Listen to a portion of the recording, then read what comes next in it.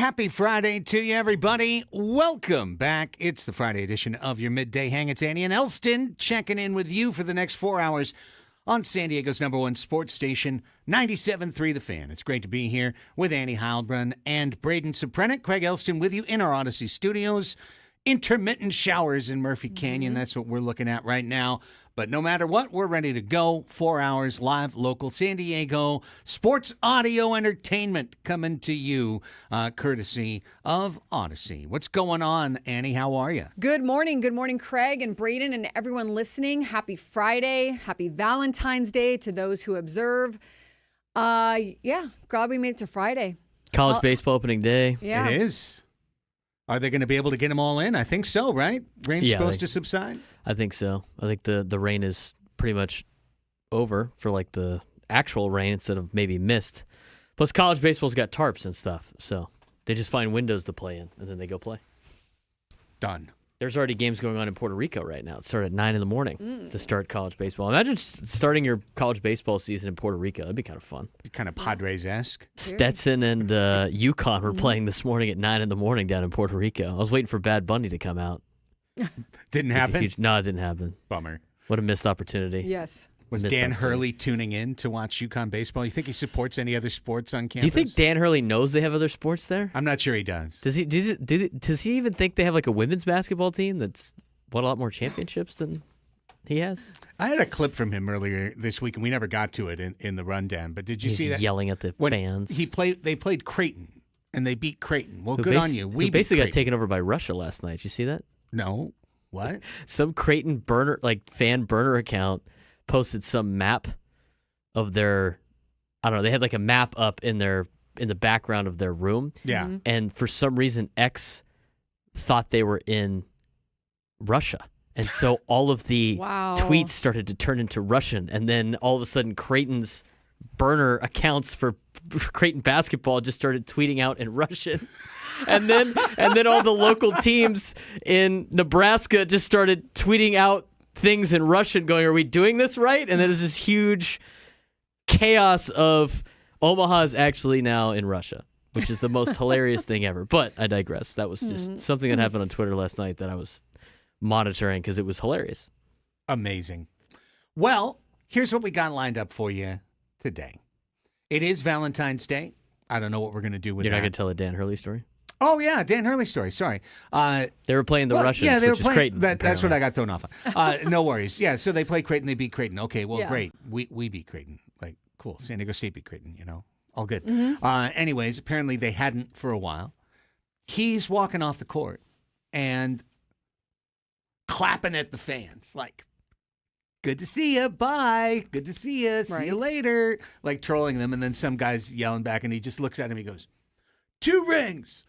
2 rings, Baldy, says the bald Dan Hurley as he goes down the tunnel. And then he just keeps congratulating himself in the tunnel as he goes. Like, wow.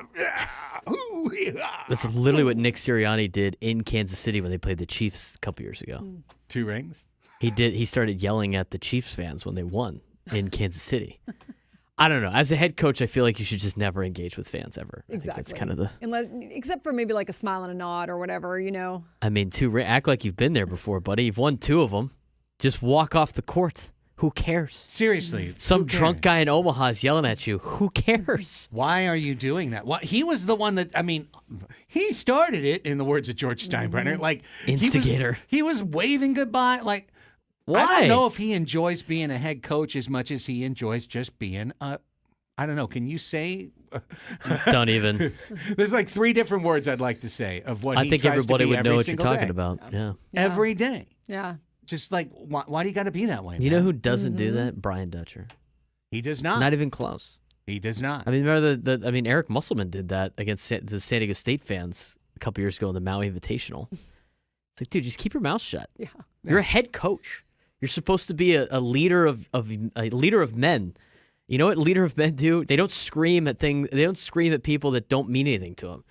Don't take criticism from somebody you're not going to take advice from. So if you're getting yelled at by the opposing fans, walk away. Walk away. Like, he just needs to get over on people. He's got the need of that. He needs to make... It's called insecurity. He needs to make you feel bad in order for him to feel better. Yeah.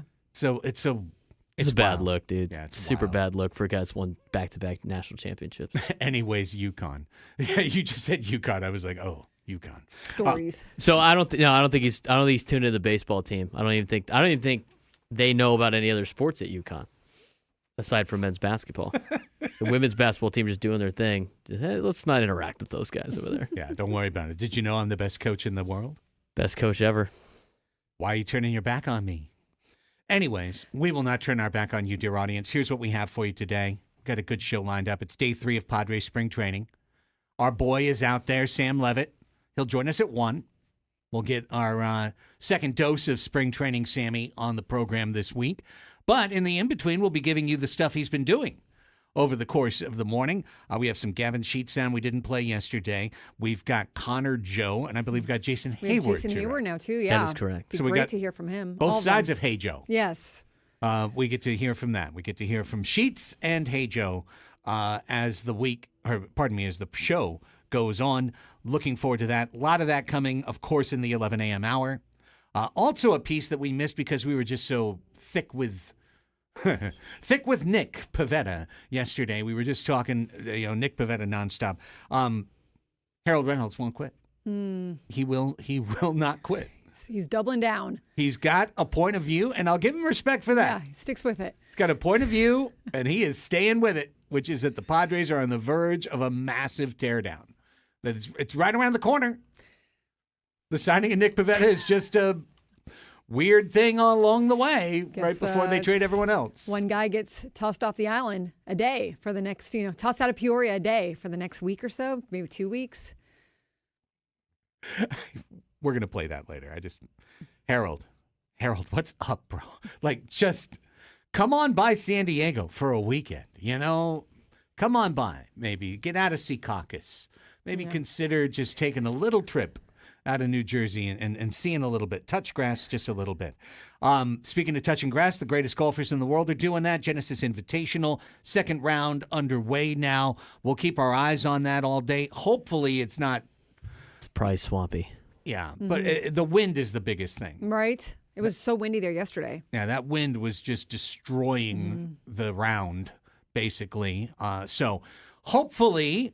it's a little bit better today, and then the words are that the weekend should be nice. I saw the sun was supposed to peak out at some point, but it seemed like afternoon. But it is kind of different over there, so see what happens. Coastal. Right. Over on the coast, and then you get the coastal wind as well. So I'm sure it's going to be a beast no matter what. I mean, Alpine's basically Arizona for most people. Yeah. That's a great, it's not. Arizona Lights or whatever. Yeah, it's on it's on the way. I know that. My friends that live in like University Heights and City Heights are like, "Oh, dude, Scripps Ranch, that's like LA, bro." I try to travel explain. up there. Sometimes players will be like, They "So go to where's Temecula, that?" though. And I'll be like, "Yeah, it's just on the way to Arizona." And they're like, "Oh, okay." You know where Cafe Adesso is? Yeah. Right. That's where it is. Isn't that in Arizona? No, it's not. No, it's on the way. It is on the way. Also to come, another big win for UC San Diego last night. Yes. Keeping pace with UC Irvine. SDSU, huge game tomorrow night. We'll take a look at the weekend's college hoops coming up in just our next segment. It's NBA All-Star Weekend for the last time ever. I don't know.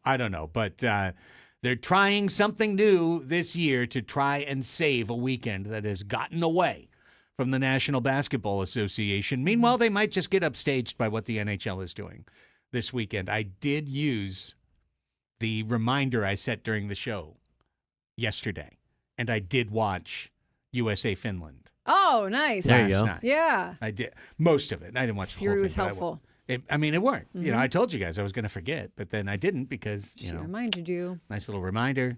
And I have thoughts because it was charged.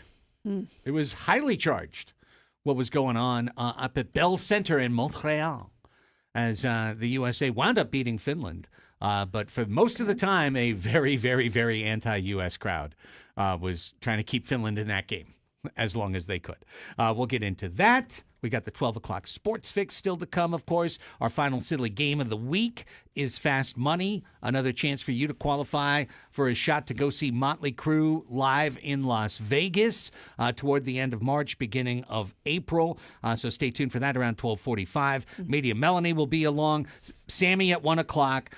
So really 1 o'clock hours done because we got Sammy, and then we got Media Melanie, and then we got Ask Us Anything, and then we got Gwen and Chris. That's what we got. The weekend.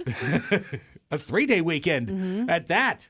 All right. And you know what? A week from today, Cactus League Baseball on 97.3 The Fan. Correct. Padres. Crazy. It's a noon start. Mariners? Just guessing it's the Mariners? It is the Mariners. It's Better always the cut Mariners. back. They go Mariners, A's, Dodgers. First Okay. game next weekend. All right. Nice. Dodgers. Fine.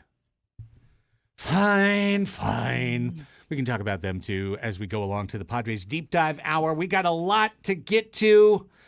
Let's get to it and get through it. Annie and Elsten underway. When we come back, UCSD rocking Kern County last night. San Diego State getting ready to hopefully lock down things Saturday night at Viejas Arena. The college basketball story, plus USD. What's USD up to? We get to it all next. It's Annie and Elsten on San Diego's #1 sports station, 97.3 The Fan.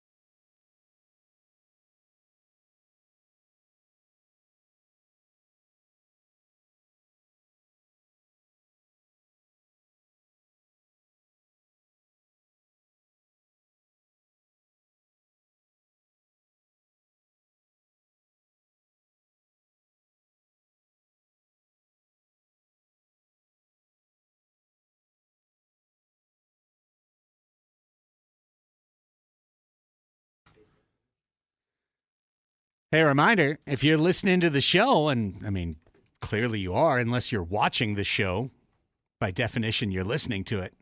You could be listening to it on the Odyssey app.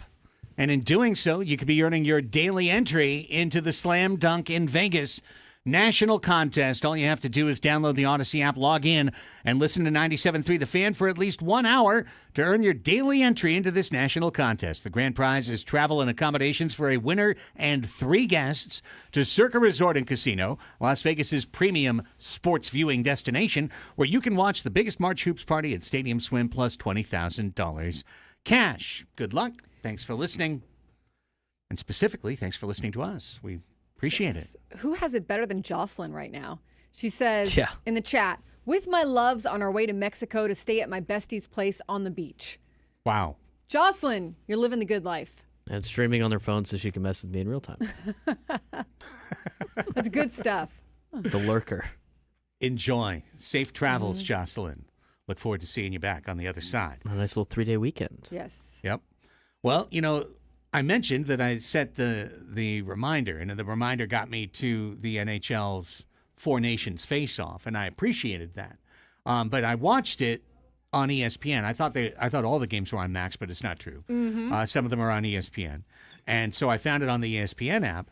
But then I was distracted because right there on the same app was UCSD, Cal State Bakersfield. Okay. So I kind of toggled in between the two, and It's not easy to do on the streaming. no, The back and forth. Keep going to go back and then go ding, ding, ding, and it's true. And then, you have to refresh it sometimes. It was annoying, but nonetheless, we made it through. We fought through, and so did the mighty Tritons, fighting through to get to 21-4, 11-2 in the Big West.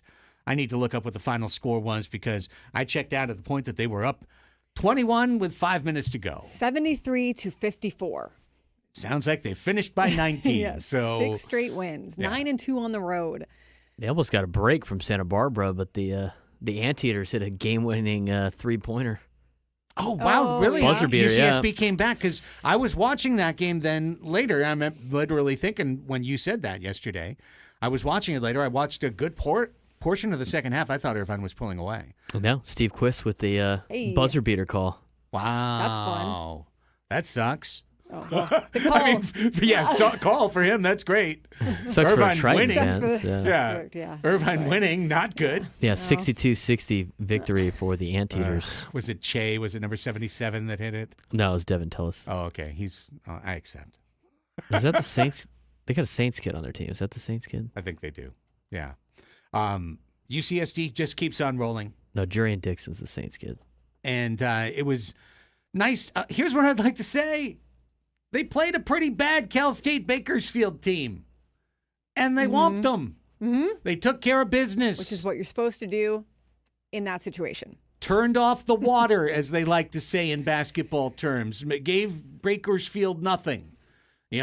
Kept having long possessions that would end in a terrible shot for Bakersfield, and then they would just keep wearing you down on the other side of the floor, and eventually either Tate Jones is going to find an angle or Magai is going to find a three. They had a kid named Stapleton came off the bench, hit 4 threes last night. They hit 16 threes again. Yeah. They rain threes, they play good defense, they don't make mistakes. They are clinical in the way they take these teams out. And I'm going to celebrate beating up on a bad team by 20 because our beloved Aztecs, who I'm sure we'll turn to shortly, have not been able to do that for a month. Yeah, I mean, that's kind of what we've been talking about in here, right?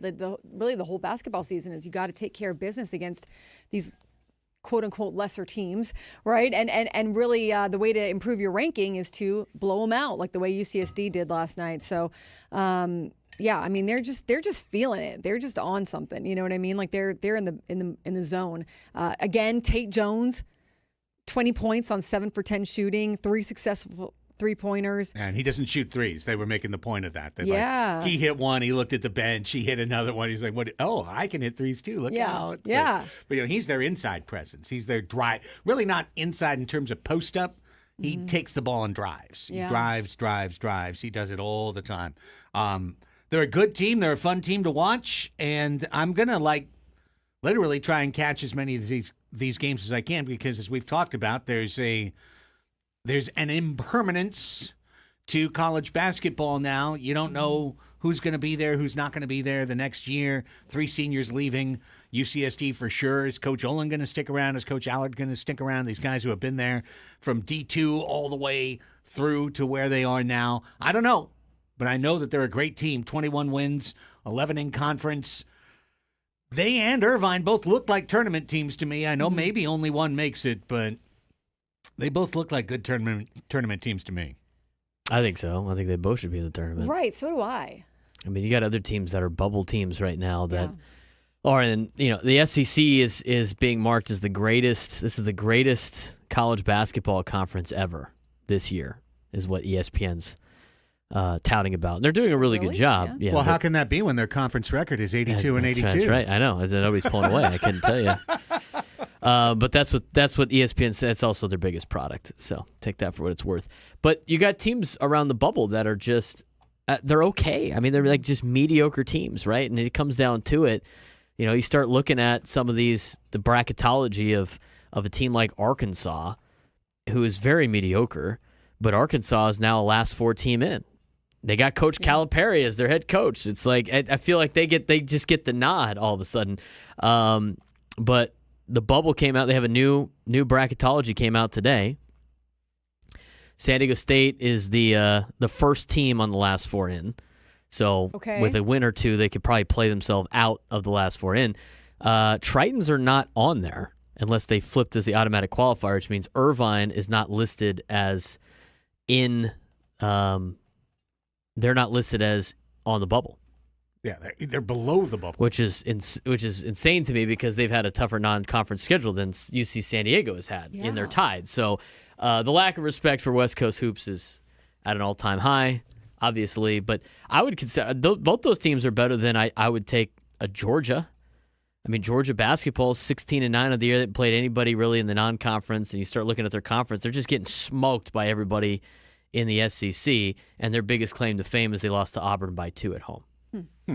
So it's just, but they're going to get the benefit of the doubt of the conference. Again, it goes back to the metrics, and we talked about San Diego State. Well, there's no such thing as a bad win. Well, when Georgia is losing games by 2 points to really good teams because they get to play all these good teams, and you are barely beating bad teams, the computer says otherwise. And when the computer has a big influence on who makes the dance and who doesn't, and you're putting your life in the hands of the computer, these are the conversations you have to have come Selection Sunday when you look and your team's not in the NCAA tournament, and then you got the BS report from the committee chair talking about the metrics that they find valuable, which are usually just things that they find valuable only for the schools, the big schools that they want to put in the tournament. Yikes. Well, for San Diego State, tomorrow night represents, I think, a really important night for them. Boise State is in town. They're done with this, for the most part, done with this portion of the schedule that they've really just chopped up and not done a great job with.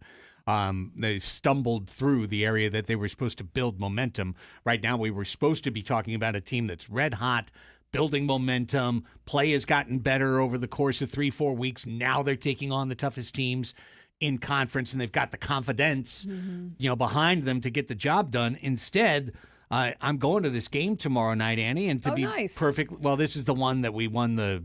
Oh, that's right. Not one. I went to a golf tournament and was one of the things that you bid on, and I bid on it. Yeah, we talked about this in like October. What game to pick? Exactly. We did the whole thing. Which game to pick, and we picked this game. Okay, cool. And so we're going, and James is taking his buddy, and we get decent seat, like good seats and whatever. Well, I bid for it in auction. But nonetheless, I'm fully expecting the Aztecs to be down by at least 10 at the half. And then we'll see what happens. Please don't do that script. But, it's the script you followed for like a month in a row. Yeah, and I'm, I was reading Mark Ziegler in the UT and how in the last game that they played when they had that big turnaround again and they had that big come-from-behind win for the Aztecs, at halftime, he told them, if you promise not to give in, I promise to find something that will work offensively in the second half. And they changed a few things, but how many times can you do that, right? How many times can you kind of spin the wheel of kind of a little bit of Russian roulette there and for it to come out on your side? So hopefully this time will be different, but if it isn't, you still need a win. The Aztecs are pretty much a literal must-win now. Well, there must win in the case of, like Braden was saying, if you're going to get into a clean, Yeah. like undisturbed at-large position. Not having to fly to Dayton before flying to some other city. Yeah. Basically. Yeah, right. Yes, Not being that that's a good 11 point. seed, right, and having to do the play-in tournament. That's the first four, pardon me. Don't call it play-in. Their must win against the Fresno States, the Wyomings, the UNLVs, the Nevadas. Mm-hmm. Not necessarily at Utah State. If they keep the game at Utah State close, it's still a quad one game. They're not going to get penalized for that too much. New Mexico, sitting at the net rank of 40 right now, puts them outside of a quad one game at home for the Aztecs. But those two games, like if you split there, it's not the end of the world. But that means you have to take care of business against Boise State. Yeah. And Fresno, who's awful, and Wyoming, UNLV, who already got you once, and Nevada. So those are the games you're probably can't lose games. Okay. But the Utah State, New Mexico, you got to split at least. Okay. You That do. gives You them can't a little afford. You wiggle can't room. afford to. You can afford to lose a game here. You can't afford to lose. But if you Yeah. are going to lose a game, it's got to be like at Utah State or Okay. something. Well, yeah, I would just, I wouldn't put it in the computer sense. I'd put it in this sense. The Aztecs have to win because they got to start playing better. Yeah. You can't just a good point. stumble, and then hope that in March you're going to be good. No matter what, you're going to be one and done.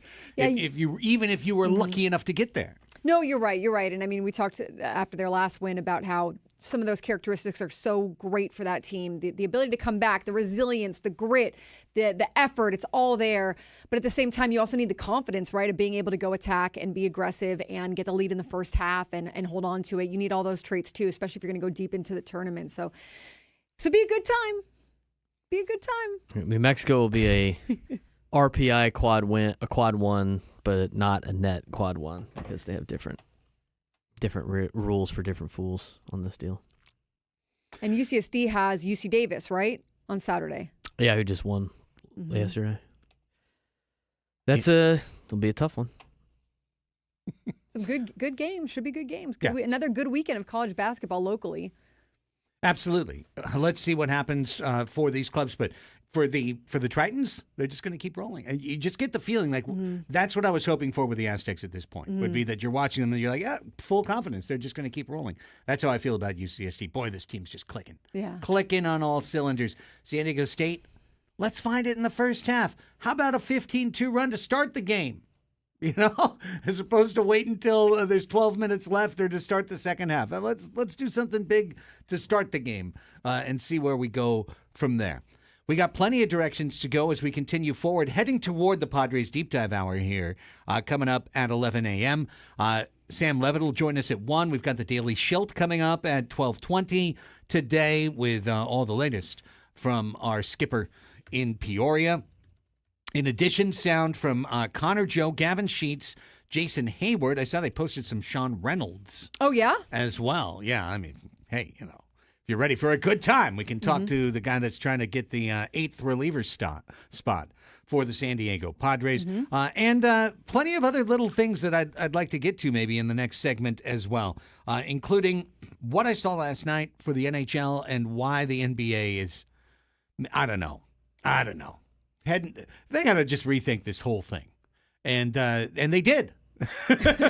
And maybe they got to do it again. We'll talk about all that on the other side. Annie and Elsten rolling here. Hour number 1 concludes after this quick timeout. San Diego's number 1 sports station, 97.3 The Fan.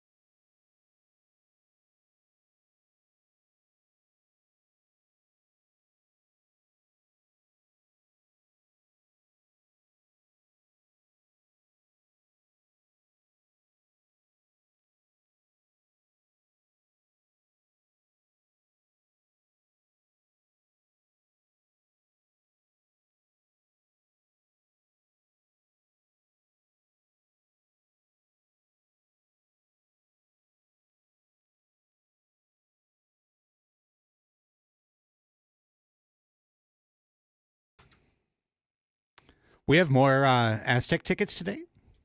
Or Yeah, is for the that game against Fresno State. Oh, Popped up on Fresno the State. thing. Tuesday's game? Because we won't We're have a off show Monday. Yeah. Yep. I saw that pop up, and then I clicked on the read, and the read said Boise State again. I'm like, they're not playing Boise on the 18th. Right. Because they're playing Boise tomorrow, and tomorrow's the 15th. Tomorrow's the 15th. I'm ready for it. The Bulldogs are in town. The 5-win Bulldogs, they did beat USD. But oh, no. USD came back from 19 down last night to lose on the men's team against Pepperdine. Wow. But I have to say, since it was our college basketball segment, I do want to give a shout out to the women's team who snapped a 14-game losing streak last night at Pacific. Yeah. Congrats to them. They hit a 3 to tie the game. Kylie Horsemeyer hit a 3 to tie the game.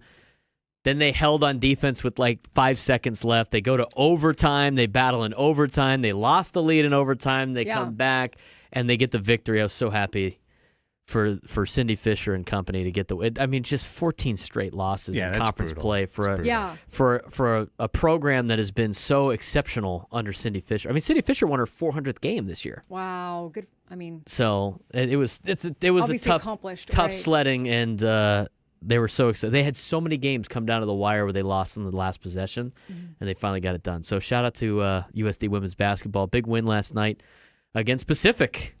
Also, shout out to Point Loma Nazarene University. They have their homecoming basketball men's and women's doubleheader on the 15th. That's tomorrow. 5:45 women. Men are at 8, but both teams are in first place in the conference, looking very good for an NCAA Division II tourney invite. All right. Men's team is in great shape to potentially host the West Regional. And baseball doubleheader is also tomorrow for Point Loma Nazarene. So a lot going on in college locally. Yes, college baseball is getting started today. Well, the D1 team's in action. Everywhere. Mm-hmm. Yeah, everyone is getting started. And I think USD's the only one in home. This is the same thing for UCSD. They can go to the tournament now this year. They can actually go to the College World Series if they go all the way. Unlike any other year previously, they could, they've been to the Division II College World Series. They went back-to-back years. Didn't they win a few years ago? A couple times? No, they runner-up. Way back in the day? They were runner-up both times that they got to the Division II College World Series. But they're a kick-ass team, kick-ass program. Coach Eric Newman's done a great job out there.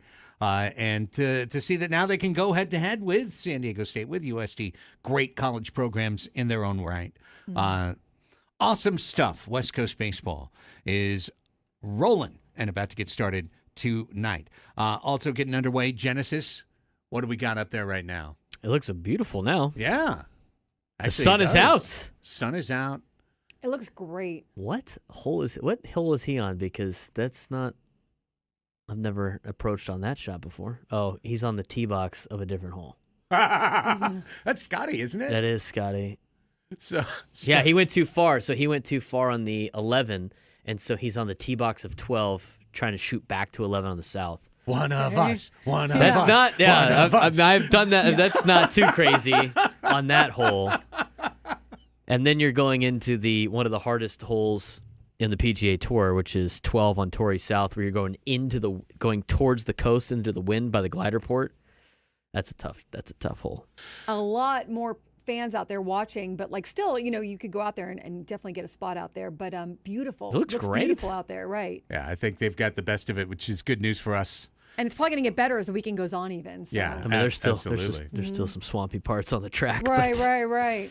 It's not bad. Yeah, well, it's got some clean grass sitting from the tee box, right? God, he's really going to try this shot because he's not exactly in the tee box, is he? Yeah, he is. Look, he is. Putting the ball down. He is. You're right. Right next to the track man. That's set up for him to tee off on the next hole. This is insane. We don't normally. He's got to move the track man out of the way. He has to move the iPad. He could smash the iPad with his iron. That's incredible. On his backswing. One of us. I mean, they got to get the rules analyst out about the whole marking the ball and everything like that because he's on the other hole. This reminds me of my dear friend Danny, Desk Job Danny, shout out, who we often go golfing with, who I remember one particular front nine, I think, had his second shot from the fairway 4 straight holes. Just the other fairway. Wait, how's he going to do this? The other hole. He's got to get over the advertisement sign, too. Oh, nice, easy swing. He's just lofting it back. Oh, my God.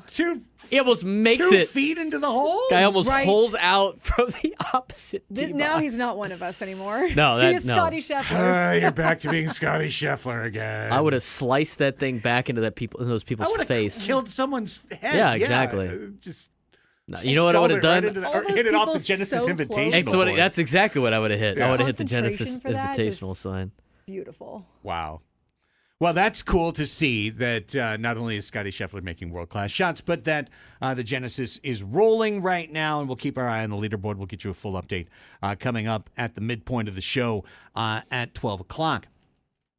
So it's NBA All-Star Weekend.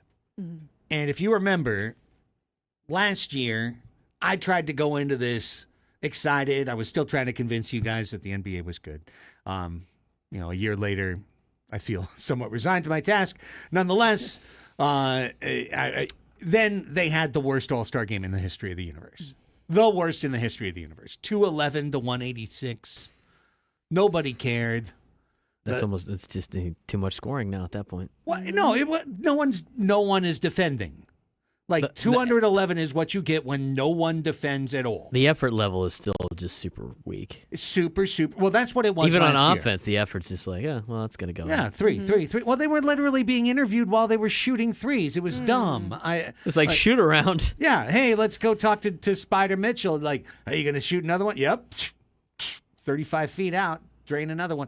But I mean, it's cool to see someone hit a 35-footer. It's not as fun if no one is trying, and so it's just like watching shoot around. Yeah. So that was last year. So it was so bad, Adam Silver had to admit it was bad.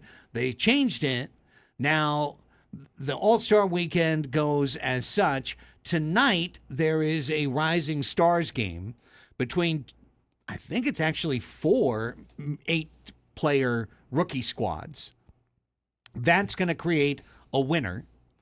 That team is going to move on to Sunday. Saturday, they'll do the normal stuff, 3-pointers, slam dunk contest.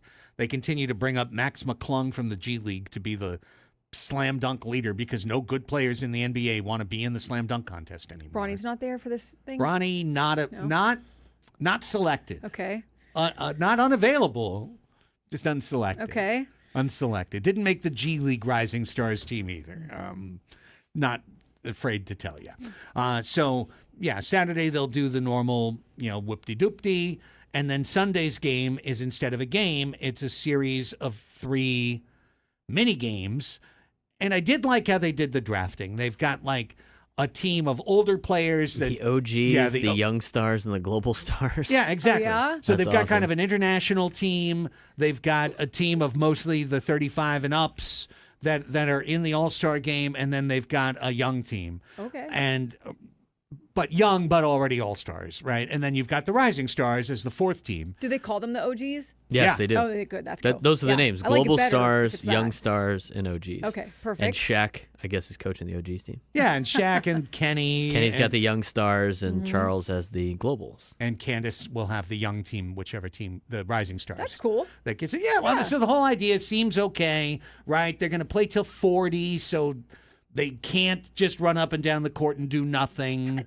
Isn't that a short game? Well, yeah, it could be a pretty short game. I mean, it could Okay. be a quarter. A lot of NBA teams are getting 40 in a quarter now. But they're just going to play to 40. They're not going to play 10 minutes and stop or whatever. You know what I mean? Okay. They're going to play to 40. And then the winners will play each other, and then that'll be the All-Star Weekend. Mm-hmm. The whole goal of all of this is to get the players to try. That's the whole thing. It's can we get you to try? Can we get you to give it a chance and try and defend and play the game the way the game is played? I feel like the more they make it that, the more players are going to be like, nah. Well, okay, I bring this up to offer it as contrast. And I understand it's not the same. It's not apples to apples at all. And if you did have Team USA, hang on, I'll back up. The Paris Olympics. Paris Olympics basketball. That was pretty good, right? Yeah, they're into it. It's pretty dang awesome, wasn't it? Seeing the United States go at it, France, the final game, Steph, night. Oh, yeah. LeBron, the whole In thing, French, yes. right? I mean, right. Oh, Steph Curry, Sundero. Yeah, Like, exactly. just like, oh, Sacre Bleu. Wow, what a scene. It was amazing. because they were playing for their country. One of Yes. us. And it was great. It was a wonderful, wonderful exhibition of basketball. What's happening right now in the NHL?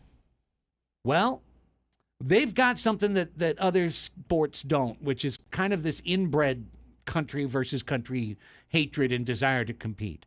But when I watched the Four Nations face-off yesterday, So I'm the like, Four Nations is new this year. new this year, Okay. brand new thing. It is in lieu of All-Star Weekend. Mm-hmm. There is no NHL All-Star Weekend. There is no So is NHL it kind of All-Star like a game. WBC sort of thing? It is exactly just like All right. that. Except instead of being a whole big global thing and there Yeah. was a pre-tournament and then there's a tournament, this is 4 teams. It's USA, it's Canada, it's Sweden, it's Finland. You know, if you were going to go bigger, obviously Russia, because really Russia is one of the 4 best hockey countries in the world. Finland is, as I was hearing in the broadcast, generally considered the 5th best hockey country in the world. But it's 4 of the 5 best hockey countries in the world going head to head. And Sweden hates Finland with an ever-burning passion that will never stop.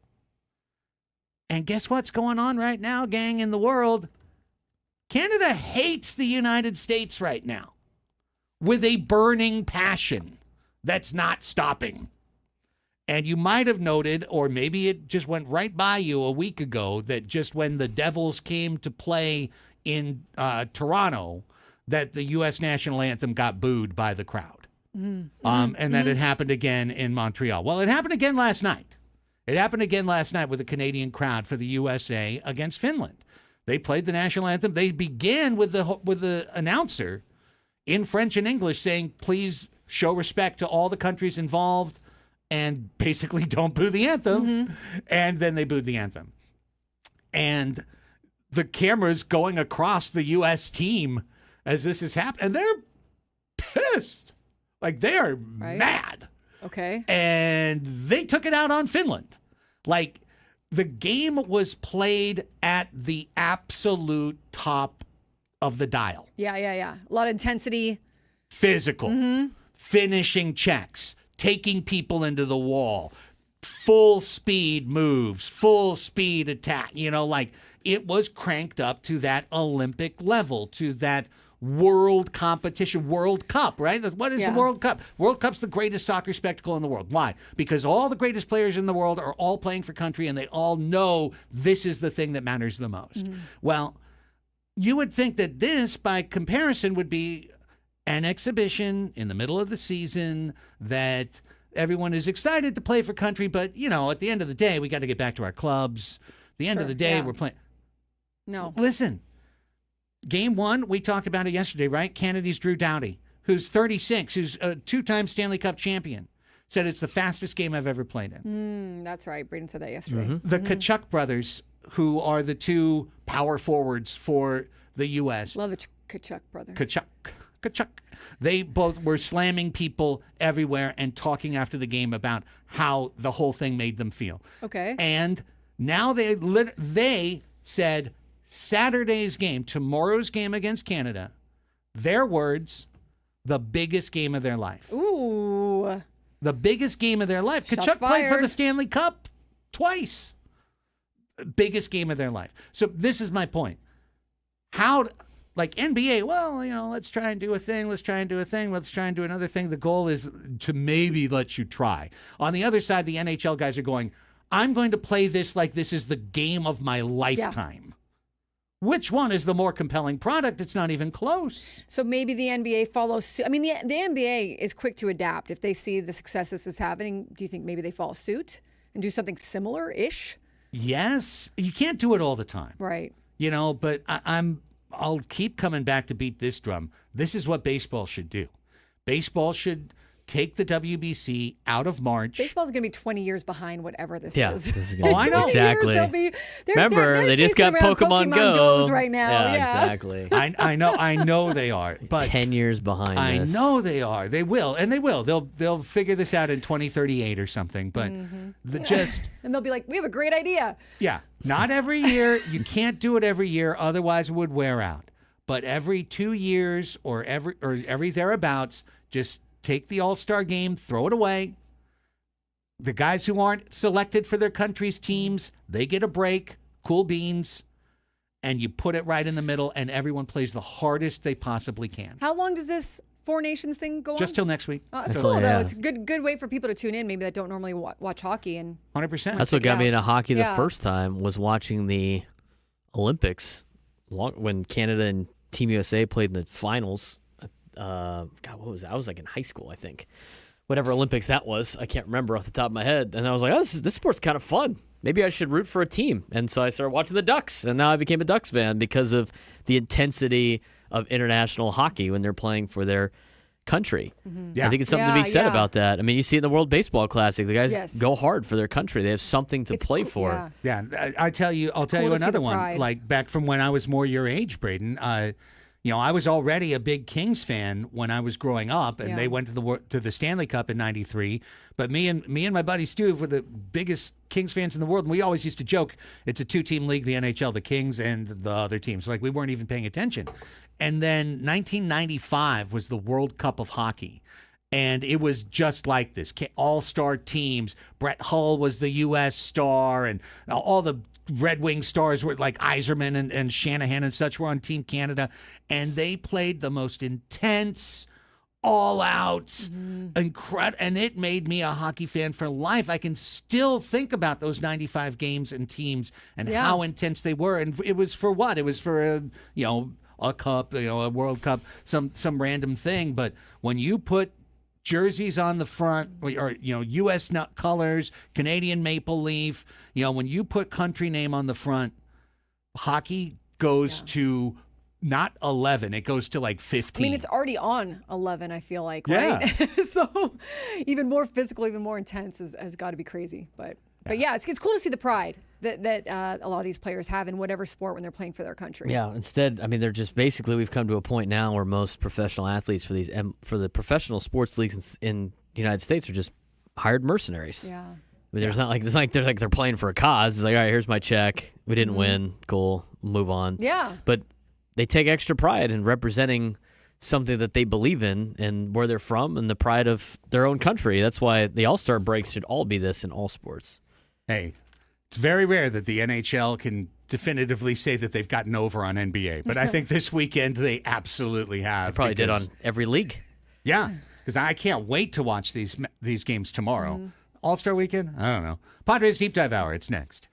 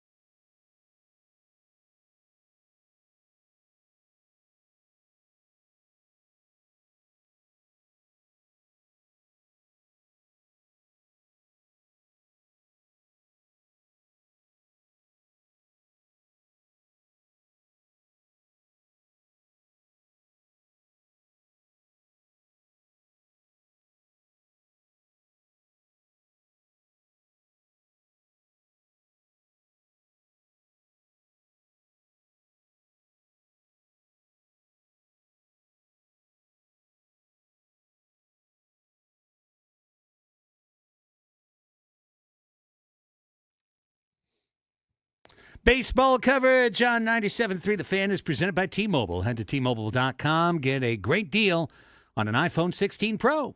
It's Padres Deep Dive Hour. Welcome back, everybody. Friday edition of Annie and Elsten, rolling into the 3-day weekend. Well, it is for us. Hope it is for you. Should be for quite a few people, at least. Not everybody. Not everybody. Schools and I government saw some offices. schools had today off, too. Yes. They When had I was a kinda kid, it cool. was 4-day weekend. always a 4-day weekend. Oh, yes. was it? Maybe it was for me, too, and I just don't remember. Up in I Long don't know. Beach, it was. I think mine is like 50-50. Yeah, it was. You had Washington on one side and Lincoln on the other side. Oh, yeah, that's right. Ah, okay. He said, "Happy birthday, George," and then the other day said, "Happy birthday, Abe," while you were out there not going to take it. school. Yeah. Yeah, because I was trying to line up folks for golf on Monday, and it was like, "Nope, I'm working. Nope, I'm working. Oh, wow. Sorry, I'm working. Nope." I was like, I thought everyone had it up. No, all right. Sucks. Well, if you don't, sorry about it. We do, but we'll be back with you on Tuesday. But thanks to all you who are out there. And then barely on Friday. Doing things. We got a 3.5-day Whoa. work week next week. Did just line up my tea time though for Monday, so Hey, you can I'm all go set. going by yourself? I am because Sorry, everyone, appointment. You got to say appointment. yeah, everyone in the in my golfing Discord was busy, so I said, all right, fine, I'll just line up myself at MT. But I had to wait because we're getting the third opinion on the termites. Because remember, okay. we had one that said like, hey, tent the house, and we had another that said, hey, spot treatment, no problem. You need another opinion. Need the tiebreaker. And my wife was trying to schedule it for Monday and then make sure I was there, so I was waiting. But then she sent right before the show that they can't come till the next Monday. So I'm like, guess I'll go ahead and set up that golf time. So sorry, you can't make it. Yeah, it's real unfortunate you can't be there on the 17th, but we'll see you on the 24th. Sounds good. Are you going to set up a tea time for Friday? Yeah. Well, Yeah. afternoon tea time? Little afternoon I'm 100% golf appointment? 100% thinking about it, yes. You can Probably listen for like 1:20 because I got to still pick up the kid from school. He gets off at 12, so, for once, like today, he has to sit around there for 2 hours in there. On his phone. No, he doesn't Oh, bring his phone okay. to school. Okay. Ooh, So never mind. No, at least not that you know of. Yeah. we better not. I mean, His burner. I know Yeah. that he didn't today. At Left least it the in his one I bag. did. Oh, Yeah. sorry, Dad. I left it in my backpack. I don't know how I got there. Whoops. Whoops. Whoopsie. My mistake. Wait around for 2 hours, so That's right. Yeah. Some of us got to be entertained somehow. Just show up to the right school next time, Dad. Well, let's get. I know. What a Talking mistake for it James. was. We're giving James so many great fodder for Craig, and he just doesn't listen to the show. No, probably He roll should. He eyes should at listen us more. anyways. Well, he's Yeah. at school. He shouldn't. Yeah, he should be it's learning work time educational. right now. Yeah. No, he didn't have the day off like everybody else. Yeah. No, no, not him. Anyways, on to baseball. Sam Levitt doing his thing right now, doing that thing he's doing. He's out there. He's been in the clubhouse. I'm sure the clubhouse is now closed. He's out to the fields at this point. In fact, 3 minutes ago, he just put up some Jason Hayward batting practice cage swings. Ooh. Wow. They're swinging the bats. Nothing more exciting than watching a major leaguer swing in the cage. They're doing it. Oh, this guy's really good. Well, of course he is. Yeah. These are the I gotta like rites of spring. how many times Annie covering the Chargers during camp, where there be like people just amazed by some of the players that were not starters, going, these guys are so good. Oh, my gosh. And for you that have seen it all the time and understand the difference between a high level Yeah. NFL player compared to just a really, really good athlete that's not Yes. going to make the team. I mean, I always, the reports we get from fans sometimes, this guy looks really good. Well, of course he does. In baseball, too, all my years covering spring training, I mean, you just kind of watch and you do. That's when you do all those stories, too, of like guys on the bubble or guys who, Right. especially in football, guys who, are interesting. Can he make the special teams group Exactly. better? Exactly. But then, as you know, that thing whittles down quickly. and it sucks for all those players that end up without a job or they're trying to get some film for other teams. But yeah, everybody looks great in spring. And all these videos If you're don't not do it injured, you look justice. great. In person, and they all look insane. I remember one time I got invited to back when I knew the equipment manager, when Bob Wick was the equipment manager for the Chargers. Shout out Bob Wick. He invited me and my dad out when I was in Pop Warner, and we watched the practice. I remember it was ones versus ones. I remember Darren Sproles ripped off like an 80-yard run, and Cromartie ran him down like it wasn't even hard. Yeah. I just eat simple, and it was just the two fastest human beings I've ever seen in my entire life. And in person, you're like, this is insane. And on TV, you're like, oh, that guy seems kind of fast. And then you just see them going against each other for so long. You're like, oh, Yeah, the same thing with spring training. I mean, I watch these videos. Right, yeah. And I'm like, oh, sick, dude's he taking hacks. Oh, okay, well, what does that mean for your... Right, exactly. Oh, they threw the pass. What does that mean for your defense? There's so much you can't tell till they play the games. But then you go watch, and I would imagine going and watch these guys in the backfield. You'll watch some guys in single A that this guy mashes the ball. Right. This guy throws so hard. Oh, yeah. How is anybody going to hit this guy? Oh, yeah. Sammy was doing that yesterday. Yeah. He was watching Jose Cruz or something. I forget who it was. It was some Omar Cruz.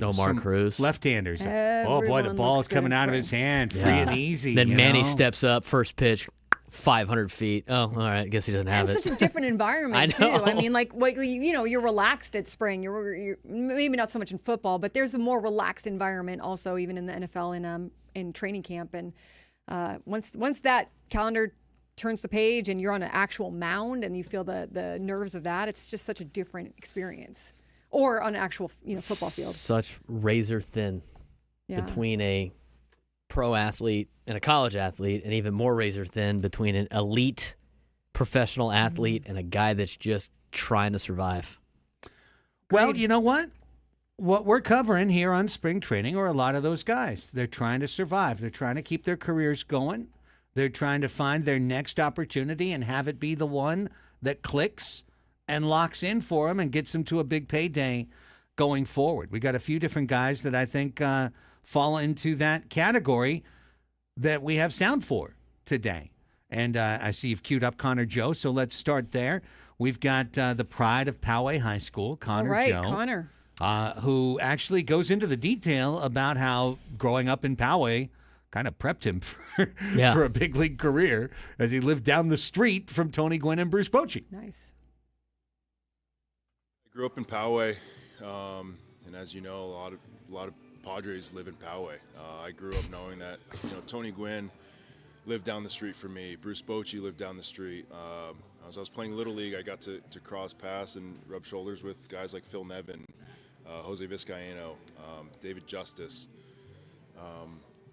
So Padres were around my community, and I got to see them and realize this is possible. So that's really cool. I remember the '98 World Series, watching that team and falling in love with those guys. And then as I got older, watching the teams play at Petco. But little things like my dad bidding at auctions to get a behind-the-scenes tour with Bruce Bochy at Qualcomm Stadium, where he flipped to me in the batting cage and got to go in the dugout, so stuff like that. And we did that at Petco too. So I mean, I'm just growing up watching the Padres and wanting to see them win. Couldn't have a better answer than that. Come on. It's great. I mean, anyone who's lived in San Diego for any period of time or grew up in San Diego is nodding their head yes, Connor, yes, we're with you. That's cool. That's like when you would hear Joe Musgrove talk about sitting out in I'm going to call it the audience, sitting in the stands at Qualcomm with his family, and all those pictures he'd be with his family and watching the games. It's just a different feeling when you're a local. One of us. Yeah. Well, speaking of which, in his second cut, Connor Joe talked about why he chose to come to the San Diego Padres and how he was trying not to just make it a hometown thing, but it lined up that way. The obligatory, local guy coming home question. How'd it come together, and why are you, here? Yeah, I'm really excited to be here in this clubhouse. Obviously been a Padres fan my whole life and grew up going to the game, so it's really cool, full circle moment. Kind of just happened, right? When I was non-tendered in the off season, you get a bunch of phone calls from teams interested, and that's just what it is interest. And then as the off season progresses, you hear kind of the story unfolds, and the real interest happens when offers are made, and what type of offers. And when we got to the finish line there, the Padres were one of the teams to make a offer that we were interested in. And so then kind of talking with my family, and we honestly tried to leave geography out of it, and tried to pick the best opportunity for me and our family, and it so happened that it was the Padres, and we decided to be Padres, and we truly feel like it's the best opportunity for us. We're excited. Our family's excited. So everything came together really well. So leaving geography out, right, you live in Orange County? We do. Okay. Yeah. So leaving geography out, it's the best opportunity because of playing time, because of why? You still have family in San Diego, but why is it the best opportunity for you? Yeah, we felt like it was the opportunity for at-bats here, the opportunity for playing time, the opportunity for play for a competitive team was important for me. All the above. Yeah, I mean, Connor Joe's been a Rocky. He's been a Pirate. You know, you're absolutely right. And even though Giant for like 10 minutes. Yeah, I mean, there maybe, the Pirates, you could argue maybe had a slim chance every once in a while, barely. I mean, but this is different. I mean, this is different than what he experienced with the Rockies or the Pirates. Like, he's on a team that plans to be in the playoffs and make a deep run, and he's not going to be I don't want to say star player, because the role players are contributors and star players and everything, but he's going to have a real role and have a chance to be part of something that could be really special. Yeah, I think that does matter to a player, especially a player who's been around a little bit. Like, can I be on a good team? How do I play on a good team? Actually, Kyle Hart said that yesterday. He said being on a winning team in Korea was a big thing for him. Yeah. Adding that element of not just playing for your numbers, but playing for something bigger than that. And the expectation, right? Like, that there's going to be more expected of you. You're going to have to rise to a different level because you don't want to be the weak link versus a team that, of course, you don't want to have a bad season or be a weak link. But when you're not really contending or you're going to be out of it by mid-July, yes, they're all going to go out there and they're going to try hard, but the motivation wanes. When you're on a bad team and you're trying to, it's so hard to just focus on yourself. Yeah. And be like, well, I got to keep playing hard to get out of here. And then you get frustrated because not everybody is doing that, right? Because you're on a bad team, and it's just you get frustrated, and then you get into points. And not saying this is Connor Joe, but just for anybody that has been a good player on a bad team, you feel like you're doing everything yourself, and you feel like you're trapped, and you feel like you're in this like purgatory of I need to get out of here as quickly as possible because trying to convince everybody else to win is already a major red flag of what is to come in the team. And when I've been a part of bad teams, that season cannot end soon enough. It's miserable, and you want nothing to do with it. That's right. And you start questioning, why am I doing this?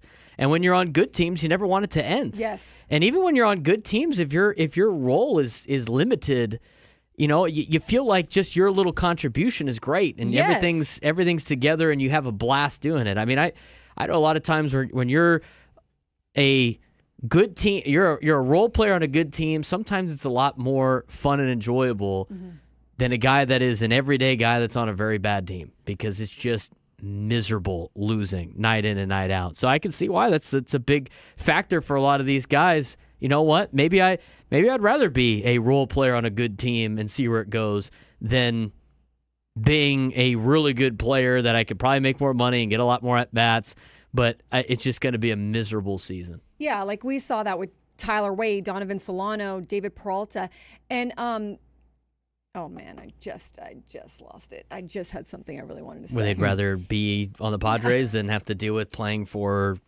like the Marlins or something like that? Oh, when you have gone through, yes, it's Friday. Rick, I'm not talking about softball, Tuesday. Dude. I've been around the block a little bit. When you've gone through losing seasons, though, like he has, you appreciate it even more. This is what all players always tell me. When you are young, like Jackson Merrill, and you win your first year, you think the party's never going to end. You think you're going to win every single year, and this is just how it is. And then you go through those lean years where you lose, or you come in and you lose all the time, and you're part of losing seasons. There is nothing like the shift that happens when you come to a team that's like actually trying and competitive, and you appreciate it so much more. Yeah. I think for Connor Joe, that'll be the case. Maybe it will be for Jason Hayward as well. We'll take a quick time out on the Padres Deep Dive Hour, come back and hear from the other side of Hey Joe when we return. Andy and Elsten on the Fan. Hey Joe.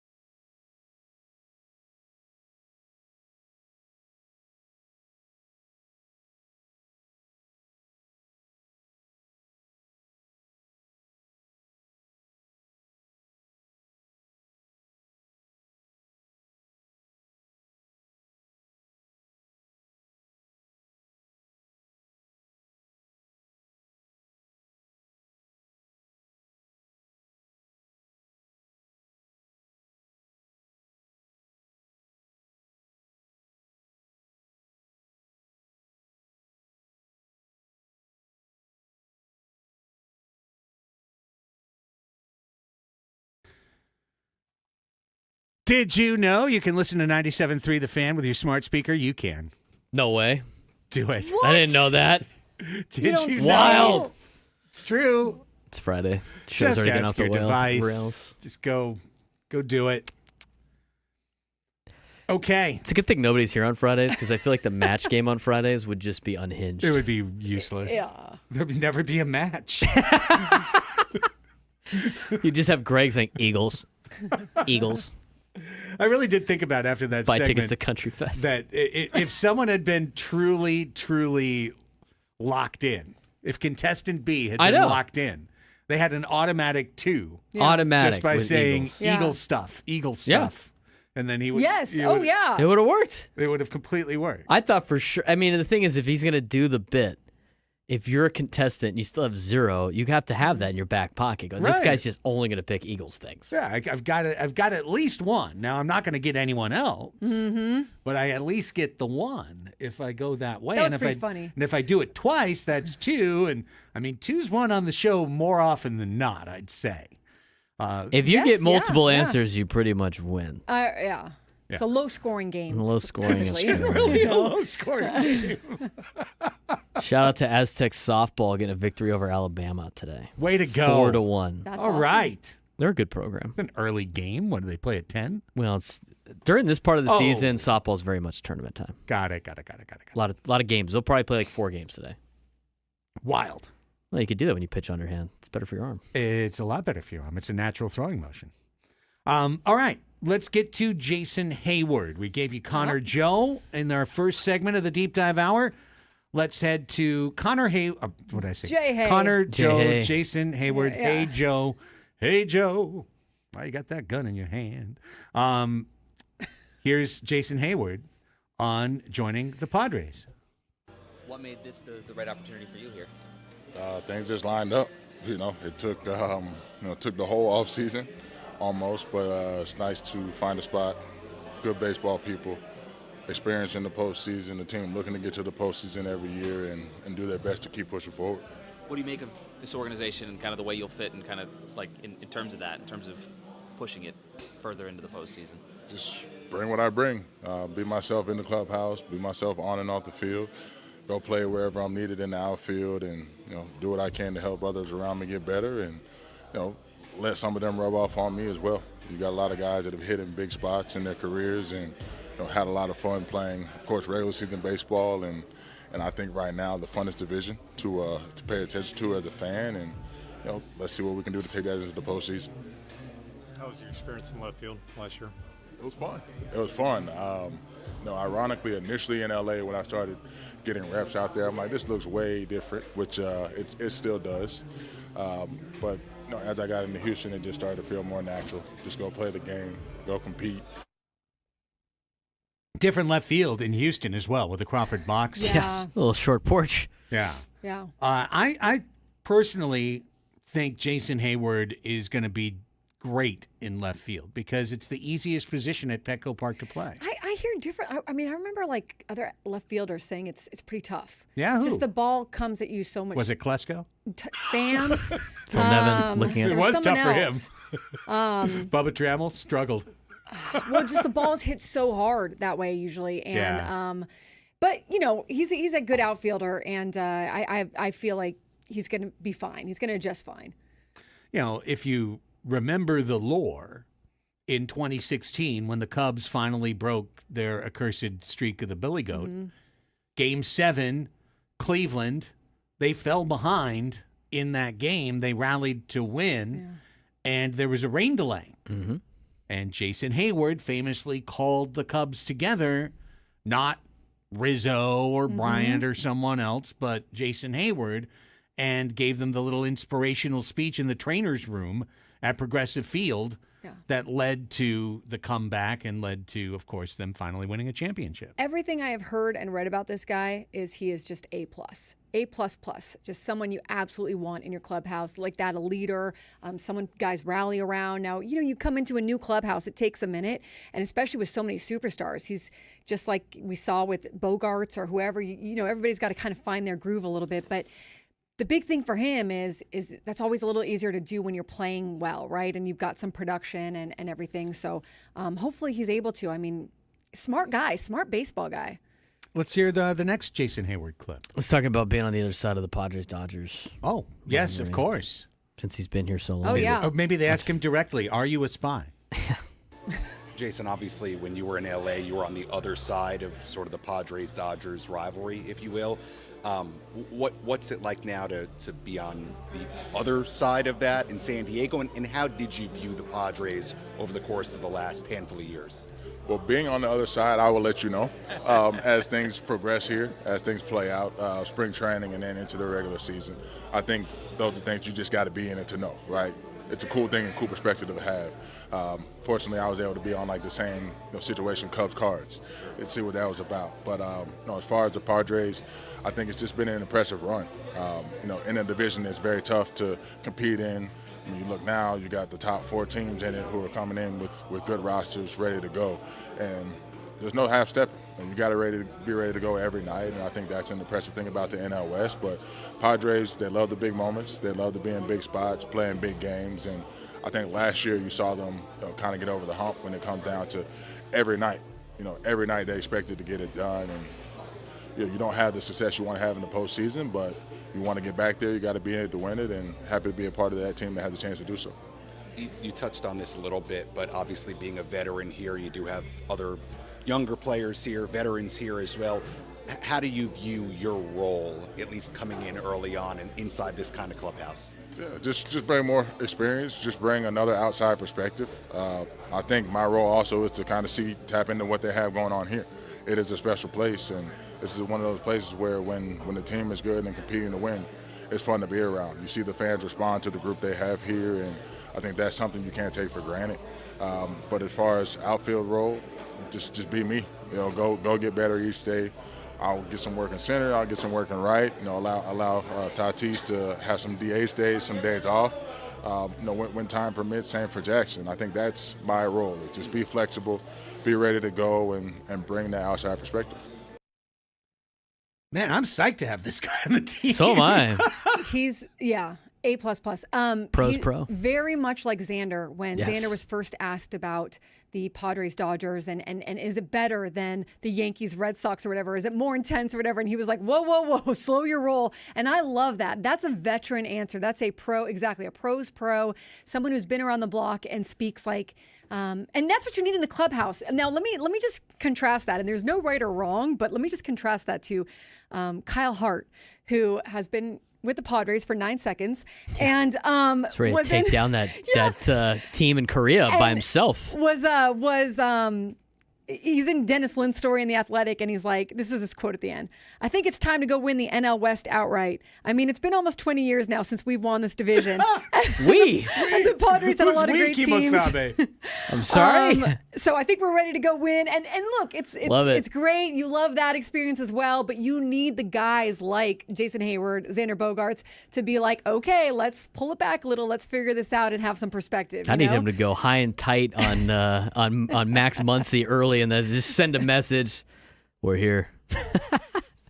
We haven't won in 20 years. We haven't won in 20 years. It's time to go win the division. I love it. He's embracing the team. It's great. So amazing. I like the amount of players we have that are like this, though. This is not. It's a good balance, is what I'm trying to show. Yeah. Well, I mean, you need that. They haven't had guys like this, and then now they get another one with Hayward. These are the human elements to building a roster that's more than just what's on the back of his baseball card. A guy like Jason Hayward, be a leader, be a veteran.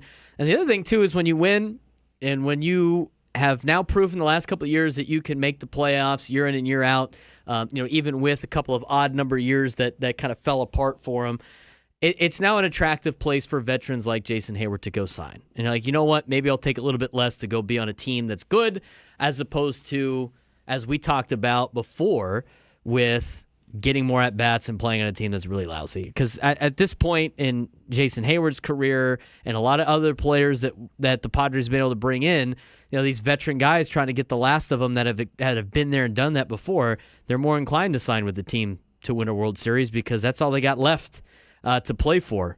in their careers. The more players you could bring in like that can kind of show the way to the young players, the better it's going to be. So I love what Jason Hayward brings to the outfield, and I know Tatis's been in the league for a long time now, but what Hayward could teach Tatis and Jackson, and as he said, here's the best part is he wants to learn from these guys. He's not coming in as an arrogant veteran that's, I've been there, I've done that. He understands what his role is. He wants to contribute in that role, and the more guys you have like that, I think the better the better the team is going to be. And I think you saw that last year with Peralta and Solano. Those are kind of the same answers they gave when they first showed up. One last thing out of this, I think buried in that clip is something at least meaningful, which is what LA's perception was of San Diego going into last year. You heard Hayward say it. And remember, he was on the Dodgers in 23 and in 24. Mm-hmm. They let him go, 4 months into 24. Yeah. But he was there. And he said paraphrasing, but he said last year the Padres finally learned that you have to bring it every night. Mm. And I really think that's what the perception of San Diego from LA was from 20 to 22. Even when we beat them in 22, it was, the Padres can turn it up. They can show up in a big series, but they can also fall out in a bad series. And that's why we're better than them, because they don't understand what it means to post up every day and what it means to win every day. And the hardest thing to do, and what they're trying to do in that clubhouse, is you've got to...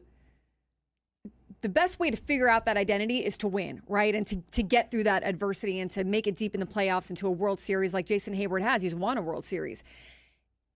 But when you're Jason Hayward and you're trying to get a clubhouse, or you might be in the dead of July and things are lagging and whatever, the dog days of August, and you've got to kind of get guys to understand that. Maybe some guys who have never been through that kind of adversity before, or have never had to get over the hump, it's not something that he can talk about and he can try to get guys to realize.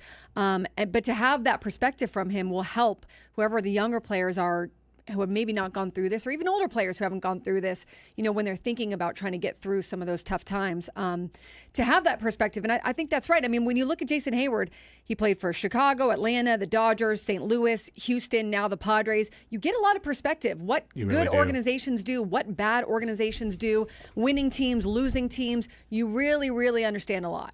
Yeah, I'm psyched. I'm actually hearing Connor Joe, hearing Jason Hayward today. These are two class acts that are completely plugged into what the Padres need. And I like that it's not just like, yeah, we're the best. I'm with the Padres now. We're the best. It's, well, let me give me a minute to get settled in, and then let me try to impart whatever I know, and then let me also try to learn from everyone else. Like, that's good. It means because what do you want to do at the end of the day? You need this team to grow. I'm getting a humble confidence out of the clubhouse right now, which is great, because that's beautiful. The vibes I'm getting from all the players that have been able to talk so far is, we know what they got up there and we don't really care, and we're ready to go play. And that's honestly, that's the best attitude you can have. When you overhype the team right in front of you, right, that's up the road, bad things happen. But when you're confident in your group and you just going to go play Padre baseball and focus on yourself and see everything aligns and not buying into the hype, I think it's great. Plus, this Padres team has done a lot better when they are the underdog than they have when they are the hunted. And so I think that's a good spot to be if you're the Padres. I'd like to actually, let's take a timeout. We're a little bit overdue, but let's take a timeout. When we come back, final segment of the Deep Dive Hour, and a couple of people that I want to bring up. This discussion of Jason Hayward really made me think about something I read this morning about Anthony Rendon. And I'd like to offer that contrast. And then we're not going to let the segment get out before recognizing Harold Reynolds for being the opposite of plugged in when it comes to the San Diego Padres, the absolute literal opposite. That is still to come. Stay right here. It's the Padres Deep Dive Hour, San Diego's #1 sports station, 97.3 The Fan.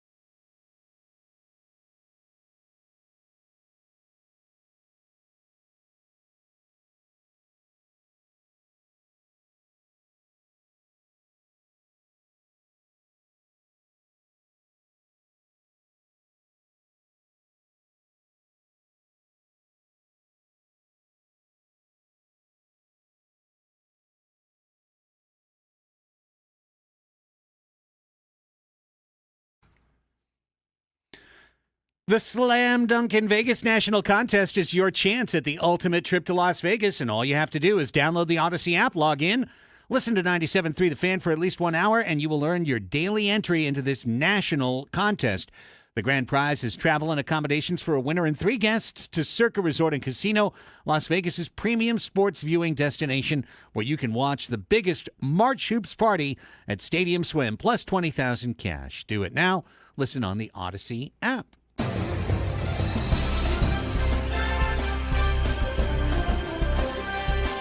Okay, so I've played it a little bit longer every day we get closer. wait, a little closer, a little closer, a little closer. I've noticed it arrives at random times. Well, yeah, I got to keep on your toes. Keep it interesting. That's right. Live on the edge, Annie. Yes. From the Slam Dunk in Vegas liner to just dunking on Harold Reynolds. Oh no, That basketball reference. This was yesterday. MLB Network discussing the signing of Nick Pivetta, which, by the way, was accompanied directly with reporting that the Padres are perfectly happy to go over the Quebec collective bargaining competitive CBT, competitive balance tax. The luxury tax. Luxury tax. They're willing to go over the luxury tax. That's just been a payroll thing. Payroll's around $200 million. They're cool. They're not going to trade Cease. They're ready and raring to go. Worried about only cash flow this year. Right. AJ Preller saying strong rotation, Cease. Okay. With that as context, here's what MLB Network had to say. This is going to be the group that they open camp with, and this is a doggone good starting rotation. 5th spot's up for grabs, and we think Waldron and Randy Vasquez will be the best options there, perhaps. I don't know, Musgrove, it says expected to miss the entire season. That is probably accurate, but I think Joe would like to come back and maybe pitch after the All-Star break if he could. They're not counting on that. Wow. Pivetta to the Padres on a very interesting structured deal. Interesting because of the back end money coming to him. Yeah. I still think now they have him in the fold. Either Cease or King is getting moved. They have to replenish that minor league system. You know, they made so many moves over the last 3 years. You know, from Soto to all the different moves they've made. They got to beef that minor league system. They've also got, Bogarts and Darvish and Manny. I mean, there's a outstanding payroll commitment out there that they got to get a little relief from somehow. Yeah, and they're going at it a whole different way, too, than they did before. Mm-hmm. You know, Peter Seidler clearly was making a big run. Mm-hmm. And I think with his passing, I think we're seeing the changing of the Padres' direction, financial structure. And I think with that, you got to replenish with minor league players that are up in. One thing the Padres do well, they evaluate and they develop great young talent. And that's why they're able to make all the moves that they've made over the last few years. That's right. And I think they'll make a move. I wouldn't be shocked to see both King and Cease go. I would be very shocked to see both Cease and King go. And at this point, I don't think anyone's going. Harold, I need you to slow your roll. What year is it? What year is it? I mean, this notion they have to do this. They have to do also, this. They don't have to do that. When has AJ Preller ever needed to? He'll replenish, but by next year. He needs to replenish his farm system. What teams are they saying that to, aside from the Marlins? Us. Yeah, Us. It's utterly ridiculous. It's up there in my pet peeves of sports with the 5 fouls. They have to do it because they're not a traditional big market program, big market organization. You know who never replenishes their farm system? The freaking New York Yankees. I mean, their farm system is terrible all the time, and it's never replenished. They just go, go, go, go, go. With the current structure, and I said it last year, you got to keep throwing money at what you've already made the commitment to being. This is our competition years. Can't be just throwing everybody away to replenish the farm system to be good in 8 years. When he doesn't replenish in odd years. No. Even years, yes. The bedrock and even years they make the playoffs. The bedrock of what Harold Reynolds said was fundamentally incorrect. And as such, I have no reason to listen to anything he says. He says, the one thing the Padres do, they identify and they develop young talent. Sounds like they can replenish the talent on their own. They identify and they trade young talent. Yeah, that's it. That's it. And you can give him props for that. You can give him flowers for that. But he's acting like we literally are the Marlins. No. We're not the Marlins. Did we keep Margot and Renfro and Lucchese. Did we keep any of these guys aside from 2? Did we keep Luis Urias? Nope. Did we build around our young core of developed players? Or did we trade them all and 18 other guys in order to get actual major league talent back? No, I caught the end of the Matt Vasgersian interview with Ben and Woods, which was a great interview. The part that I caught was fantastic. But he talked about Harold, right? I don't know what he said. Yes, they asked him about Harold. Oh, but also, what's his problem right now? It's such an accurate take. Harold has a way of shooting from the hip, and it really doesn't matter what the topic is. It could be, the plight of the humpback whale. It could be the San Diego Padres. It could be congestion pricing in New York City. He's going to have a hot take. He's not really going to think about it much, but he's going to tell you exactly what he feels at that moment. And I think you could kind of argue Harold back to the Kevin Bacon all is well mantra from Animal House. Yes. Because the Padres are good. I mean, there's not a lot of tweaking to be done. It's still an elite bullpen. It's a really elite starting staff now. And I know everybody's making a big deal about the 10-man rotation the Dodgers have put together. But San Diego's 1 through 5 is as good as anybody's, including the Dodgers, especially with the Pivetta signing. And bringing in a guy from Korea who won their Korean Cy Young Award, and I know it's let's be clear, it's not Major League Baseball, but they've assembled some depth. They're going to score runs. There's no question in anybody's mind that San Diego, as it stands right now, is a postseason caliber team. And once you get to the second season in October, anything can happen, as we know. I guess the concerns are built around not 2025, but beyond that. You've got Dylan Cease for another year. Is the time right to maximize his value and make a trade before you lose him to free agency, potentially? Because I don't know that there's enough resource there. There's enough canvas for another long-term pitching contract. The Bogarts deal and the Darvish deal and the Manny deal are, and I'm just not sure that they're going to be able to spend like that moving forward. So this might be the best and last year to keep the band together and make that push, unless AJ gets the right offer for Cease, and I think he'd listen if something good was out there. And then you try to stay competitive while still keeping an eye on the future. Remember all the great prospects that have gone in some of the recent deals. So that there could probably be a replenishing done at the same time. A lot of teams have had success in staying competitive and rebuilding at the same time. It's a really delicate balance. It's not easy to do. But the Yankees have done it. The Cubs have done it. And I think the Padres, whatever they choose, it's not going to be without a ton of thought and research. Oh, so Matt Vasgersian understands what's going on with the Padres in Major League Baseball. It's good to hear for an MLB Network host. He's a pros pro because he made a little joke about Harold and then moved on. Yes, and moved to a different thing. Yes. I still want to push back on the whole they're not going to be able to pay for anybody in the next couple of years argument. Let me ask you, how many years, Craig, you might have this answer, how many years have the Padres now have had a top 10 payroll in Major League Baseball? Well, it's since 2021 at the very least. That's at least 4 years, right? Yeah. How many more years? How many more years would you have to see them as a top 10 payroll in baseball where you go, they could probably hang in the top 10 of Major League Baseball?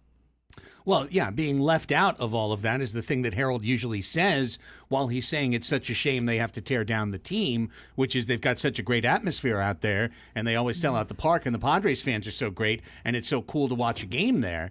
Like, I mean, but give me a break. But as I'm saying, we're bringing in every team, every fan we can, every dollar we can. Would you say the Padres have shown that they can have a top 10 payroll in baseball? Yes. Consistently. They have. They can. So my question is, I don't understand why broadcasters don't get this.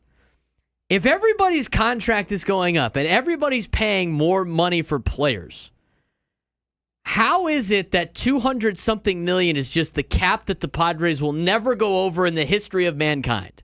I don't understand that. If everything's going up with inflation and the price of players and the amount teams are willing to spend, Are you telling me 15 years from now the Padres aren't going to be able to spend over $200-something million? And they're just going to, eventually that's going to be the bottom of Major League Baseball. So are they just never going to be able to get over that amount? I feel like all these TV and media people just are so fixated on a number instead of the value of what that number represents. The difference between what the number is and what the value of that dollar is. Are you telling me they can't? They could obviously consistently stay top 10 payroll in Major League Baseball. Everything's going up. I can't imagine them 10 years from now being like, you know what, we can't go over $170 million. Meanwhile, the A's have blown past us, and they're still at the bottom of the payroll. But if everybody's spending more money, why can't the Padres spend that kind of money? I don't get it. Somebody tell me where I'm wrong on this and explain it to me why they wouldn't be able to hang with everybody else when everybody's payroll is going up. Well, I think the most simple answer is that it's institutional bias. Yes. Yeah, just 100%. Stay in your lane. Yes. You're San Diego. You're not supposed to do that. So once we started doing it, the day that we signed Bogarts, the day that we made it was like, hey, well, you guys, nice move, but you really can't keep doing that. Mm-hmm. You better, boy, those guys are out over their skis. Jeez. Well, the funny thing is, them, huh? Wow. Matt in the chat put it, and I totally agree. It's getting tiresome to hear compete but stay in your lane BS. That's what they're doing. I know you can't flaunt like, well, anybody could do what the Dodgers are doing, and then go, well, the Padres, you better start funding your farm system. Like you can't pay this much money. This is absurd. Oh, that's exactly right. It's just so tiresome to hear. The institutional bias, Annie, is as follows: if you aren't the Dodgers, the Yankees, the Cubs, the Braves, right, the specific team, the Mets, then there is one way to run your franchise. The way is as follows: draft and develop. Bring kids up on small salaries. Play them for 4 years. When they get to arbitration, trade them to big clubs that are going to be able to take the money and then use the prospects you get back to repeat the cycle. And if everything falls into place 1 year, like the Rays, like the Royals, although it was a couple of years, right? If everything falls into place for a 1 to 3 year window, then fine.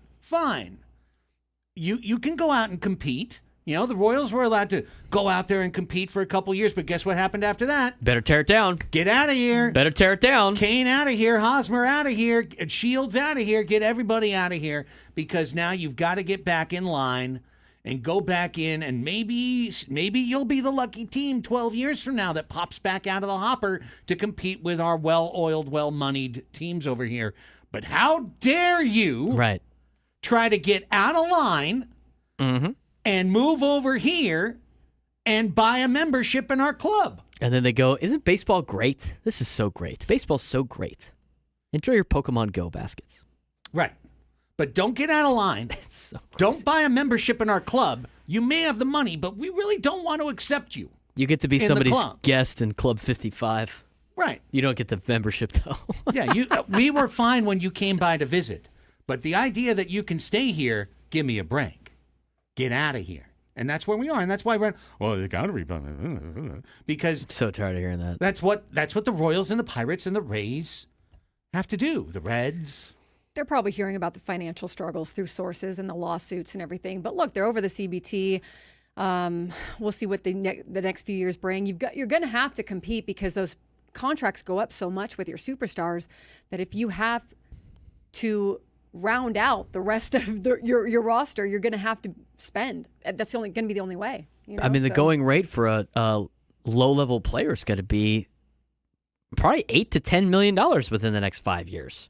You're saying you can't afford any of those? You're just going to go with a bunch of minor leaguers? It's just the math isn't mathing with the value of a dollar. They get so fixated on like what the number says and instead of what the value is. Harold. It's okay, buddy. You can still come to Petco Park. 12 o'clock Sports Fix, weekend edition, coming up.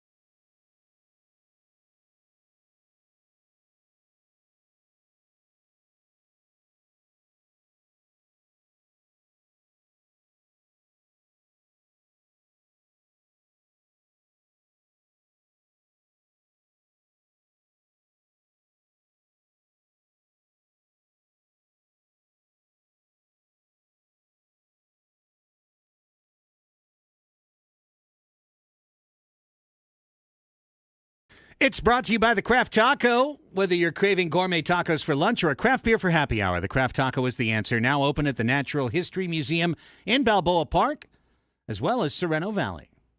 It's 12 o'clock. It's Friday.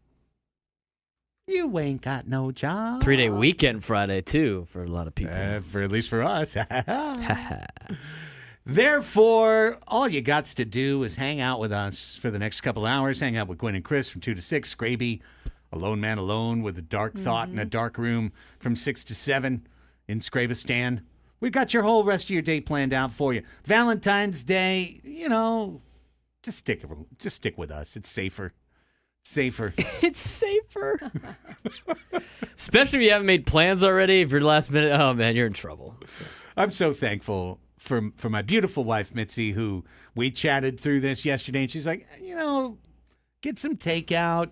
We'll play some board games tonight. We'll have a little family game night. Very nice. Nice. None of the don't get me flowers. Don't go get chocolates. I can't eat the chocolates. You're just giving them to your son. Just, chill. Yes. Well, you can chill with us. 12 o'clock Sports Fix. Here's your weekend preview, all the news. Here's Andy with baseball. Good stuff. All right, let's start with veteran slugger Joey Gallo. Oh, yeah. Bring him home. No, he's going somewhere else. He's without a major league job for the first time in 10 years. He signed a minor league deal with the Chicago White Sox and receives an invitation to their big league camp. How about that? Okay. Free agent reliever Kendall Graveman is in agreement with the Arizona Diamondbacks on a one-year deal. Graveman is fully recovered from a shoulder injury and adds a needed piece to the Arizona bullpen per reports. The deal is pending a physical. And the Guardians have a deal with right-handed pitcher Jacob Junis. It's a one-year deal, also pending a physical, that guarantees $4.5 million to the 32-year-old swingman. He can work as a starter or reliever, throwing 265 innings pitched over the last 3 seasons for the Giants, Brewers, and Reds. That's all I saw today. Did I miss anything? The chat will let me know. The chat will let you know. No, the chat kept saying Jose Iglesias earlier, but saw, there was but nothing. There was nothing there. They just scare me. They're like, right. oh, we just really want one. Yeah. Whenever they put a name in with like exclamation points, I'm like, oh, did the Padres just sign someone? Oh, but it's really just they want the player. Got to translate the chat. Yeah. I got to translate Andros in the chat. First he says, go to Antica Trattoria, which is a great place not very far from our house that we went literally for our anniversary dinner back in December. Then he said something bad about them. I don't get it. Maybe he works there. I don't know. Oh, I don't know what that means. I don't know. Antica Trattoria is a great Italian restaurant in La Mesa. Yeah. Like very old school. Okay. Very, very Napoli. Anyways, let's go to Braden now. All right, got your college baseball and softball updates for you. College baseball starts today around the United States. Mountain West action. San Diego State will play tonight at 8 o'clock against Seton Hall. They're playing in Scottsdale, Arizona for a tournament this weekend. They'll be taking on Seton Hall today. And then if I look at my thing that they sent me, I don't know who else they're playing the rest of the weekend. Okay, then. They play Seton Hall, though. I know that for sure. Did I delete the... oh, here it is. They'll play Seton Hall, Grand Canyon, and Nebraska this weekend in Arizona. 86th season of baseball for the Aztecs this year.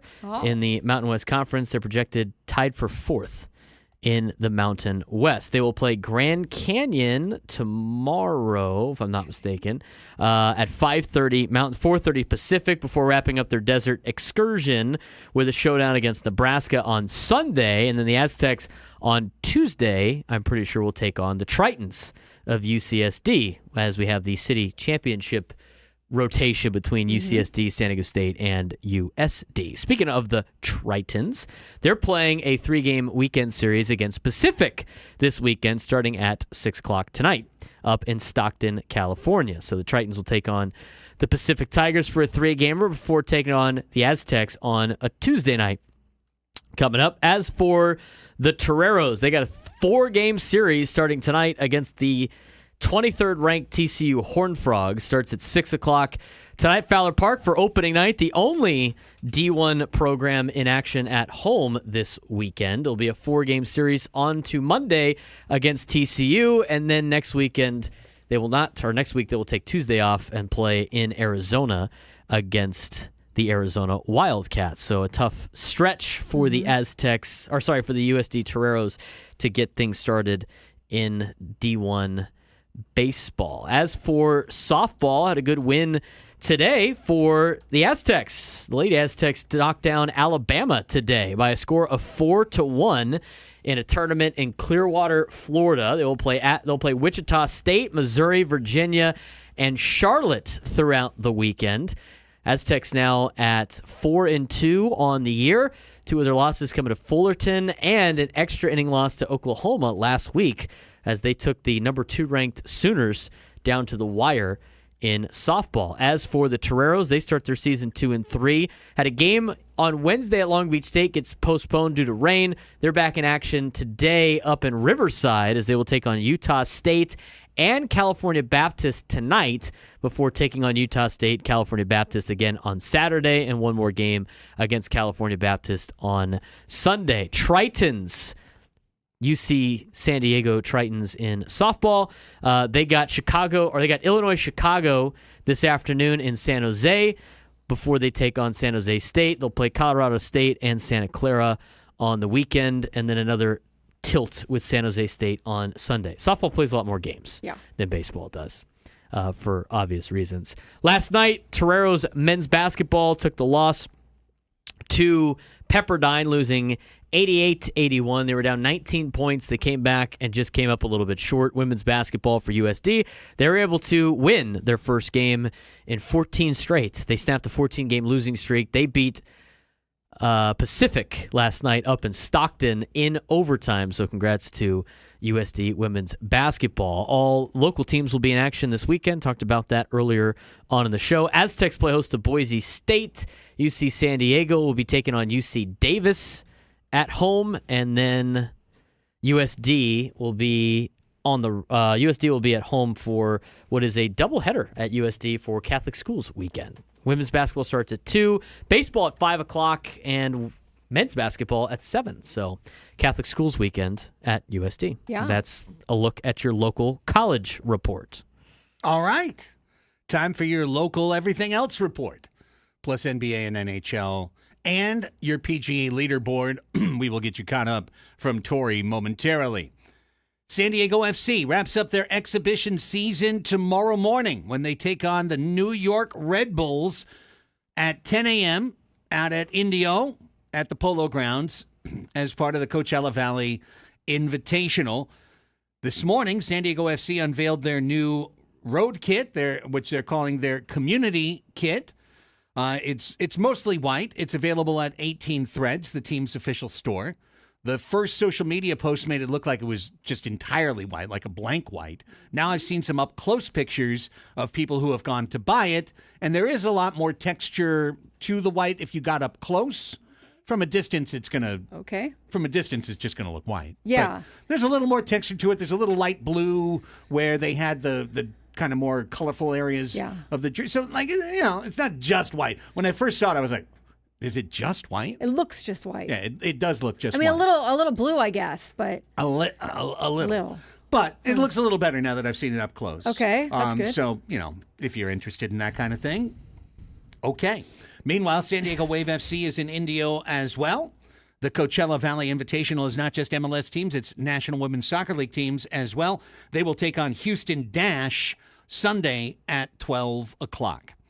The San Diego Sockers have themselves a very important weekend. They are taking on the back-to-back defending champion, Chihuahua Savage, in a home and road weekend set. Tonight, 6 o'clock, Corner Sport Arena in Chihuahua, the capital of the state of Chihuahua in the country of Mexico. So it's like you lived in California. Why do the Chihuahuas play there? Well, they play north of the border. Yeah. Okay. They play in Juarez. They just play. They don't north play of, in Juarez. Juarez. Yeah, they play just north of Juarez. El Paso and Juarez are right next to each other, like San Diego and Tijuana are right next to each other. But anyways, they're in Chihuahua tonight at 6 o'clock to take on the Savage. The Savage usually win every game at home, but let's see if the Sockers can do it. The two teams will travel north to Oceanside for the rematch. That will be Sunday at 5 o'clock. at Front Wave Arena. If somehow the Sockers were able to win both games, they would be on an inside track to the number 1 record in the league. And if they don't, and especially if they lose, they are on the way outside track and are more likely to finish in the middle of the pack. Still make the playoffs, but have to play back-to-back days. So, big 2 matches. Let's see what the Sockers can do. You can watch both of those matches on YouTube on MASL TV. Tony Sanchez and I will have the call on the Sunday afternoon one. Very cool. Meanwhile, San Diego Gulls take on the Coachella Valley Firebirds Saturday night in Indio. They will then come home to host the San Jose Barracuda. Sunday, 5 p.m., that will be their Star Wars night at Pechanga Arena. San Diego Seals are in a tough spot. They are taking on the back-to-back defending champions of their league. That's the Buffalo Bandits, and that will be in upstate New York Saturday afternoon. Seals trying to get things rolling. So are the San Diego Mojo. They're on a 4-match losing streak now. They dropped a 3-1 decision in Indianapolis to the Indy Ignite last night.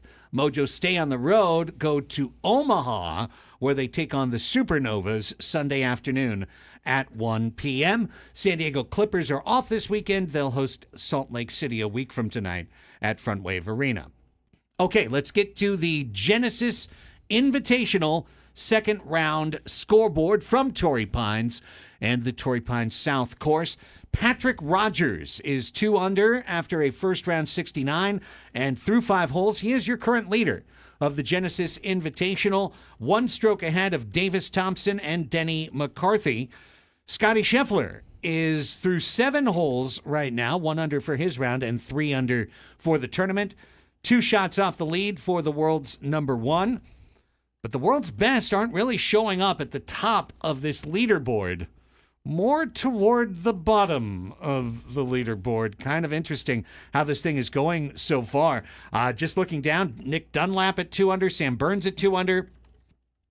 At 1 under par, Michael Kim, Seamus Power, Wyndham Clark, Russell Henley, Rory McIlroy, Jake Knapp, Andrew Novak, Nico Echevarria, even par, Stefan Jaeger, Matt Fitzpatrick, Ludwig Oberg, Nick Taylor, Sahith Thagala, Aaron Rai, Sam Stevens, Tom Kim is 1 over par. We could read the entire leaderboard. There's only 72 guys, but the range is to plus 11. But some guys who are struggling, Seb Straka, Max Homa, Matthew Pavone, Cameron Young, Jordan Spieth, all below the current cut line, which is 5 over par. That's your look at the Genesis Invitational. Now, All-Star Weekend for the National Basketball Association tips off tonight with the Rising Stars competition, where 4 young teams are going to battle to become 1 young team that will take on the NBA All-Stars in a 4-team tournament that will be Sunday from the Bay Area. Meanwhile, tomorrow, it's rivalry night in the 4 Nations face-off. Sweden will take on Finland in the morning. The USA will take on Canada in the evening from Canada, where it's going to be hot and heavy. And they're talking about it like it's one of the biggest games of the 21st century. So if you like hockey, you probably want to watch USA-Canada tomorrow. And that brings an end to today's 12 o'clock Sports Fix. I got an update from Jim Bowden. Jim Bowden, perpetually right about things. On the Padres. Oh, doubly especially right about the Padres. And offers for Dylan Cease and Michael King when we come back. Okay. Let's hear it, plus the Daily Shield. Yes. What Mike had to say when we come back. It's Annie and Elsten, San Diego's number 1 sports station, 97.3 The Fan.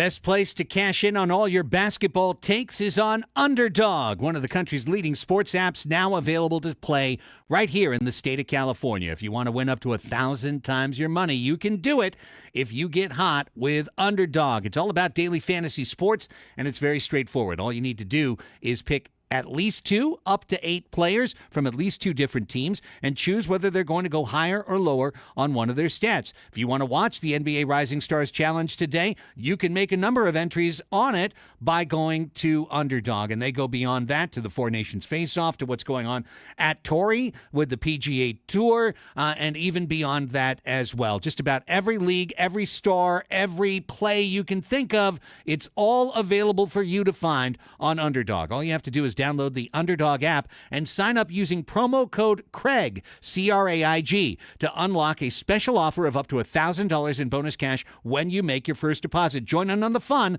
when you sign up with promo code Craig.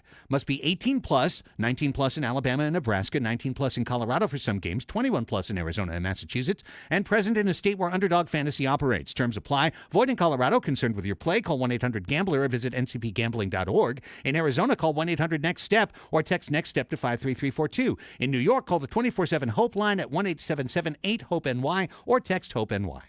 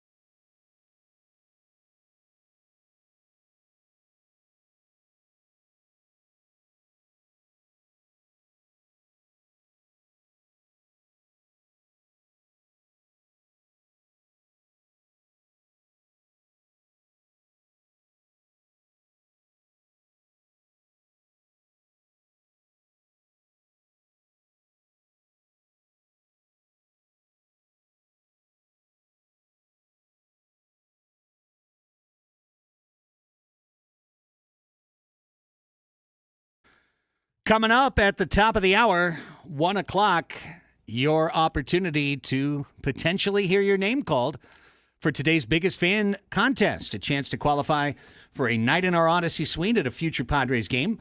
You can register your name at 973thefansd.com/biggest fan in order to potentially have your name called. So good luck. Yesterday, we had a beautiful moment. The young lady who had been manifesting herself, Gracie, in the chat day after day. Got it done. It happened. See? And she called in. Yes, and she called in. She got on the air for a second. Mm-hmm. No gremlins in the phone call when she was on. Let's make it 3 straight for the Annie and Elsten show to wrap up the week at 1 o'clock. So everybody who is in the hopper, everybody who has registered their name, if you're listening now, don't forget, tune in at 1 o'clock. And if you're not listening now, hopefully somebody tells you to remember to listen at 1 o'clock. Okay. Jim, you gave us the tease. Jim Bowden, with his Dumb and Dumber haircut, is about to return to our screen here on YouTube. What's he got to say about our Padres this time? Talking about the trade rumors with Cease and King. Now, for the Padres, they get a back-of-the-rotation starter. They're not going to have Joe Musgrove all year, so he becomes that fourth guy, right? Dylan Cease 1, Michael King 2, Yu Darvish 3. Now Nick Pivetta becomes the fourth guy. And he's a guy that can win double digits. He can pitch 160 to 180 innings, which is extremely important this day and age. And he's going to do it at a good value. Now, I'm being told that although the Padres listened the entire offseason on offers for Dylan Cease and Michael King, I'm being told they never got an offer they liked. They never got an offer that they were considering. And that now they're ready to go and try to, win the division or win a wild card and try to get back to the playoffs. And look, this is something they can revisit in July. If things go south and all of a sudden they're not a playoff team, they can sit there and talk trade at that point. But for now, it looks like that's going to be the rotation to start the year in San Diego. Send that to Harold. Why Exactly. don't you, Jim? That's like opposite. Harold, I think they're going to trade both of them before the season starts. All that was Jim Bowden getting caught up and getting on time. That's all that clip was. He's on time now. Right, he's back on beat. I wouldn't be surprised to learn that AJ Preller, if we ever get the actual, lowdown on how it all went, I would imagine he set his sights high, and maybe they never got what they wanted in return. But it's going to probably work out well for the Padres because you got a really good rotation now, or at least a better rotation than you had a few days ago, and you get to keep your pieces, at least for now.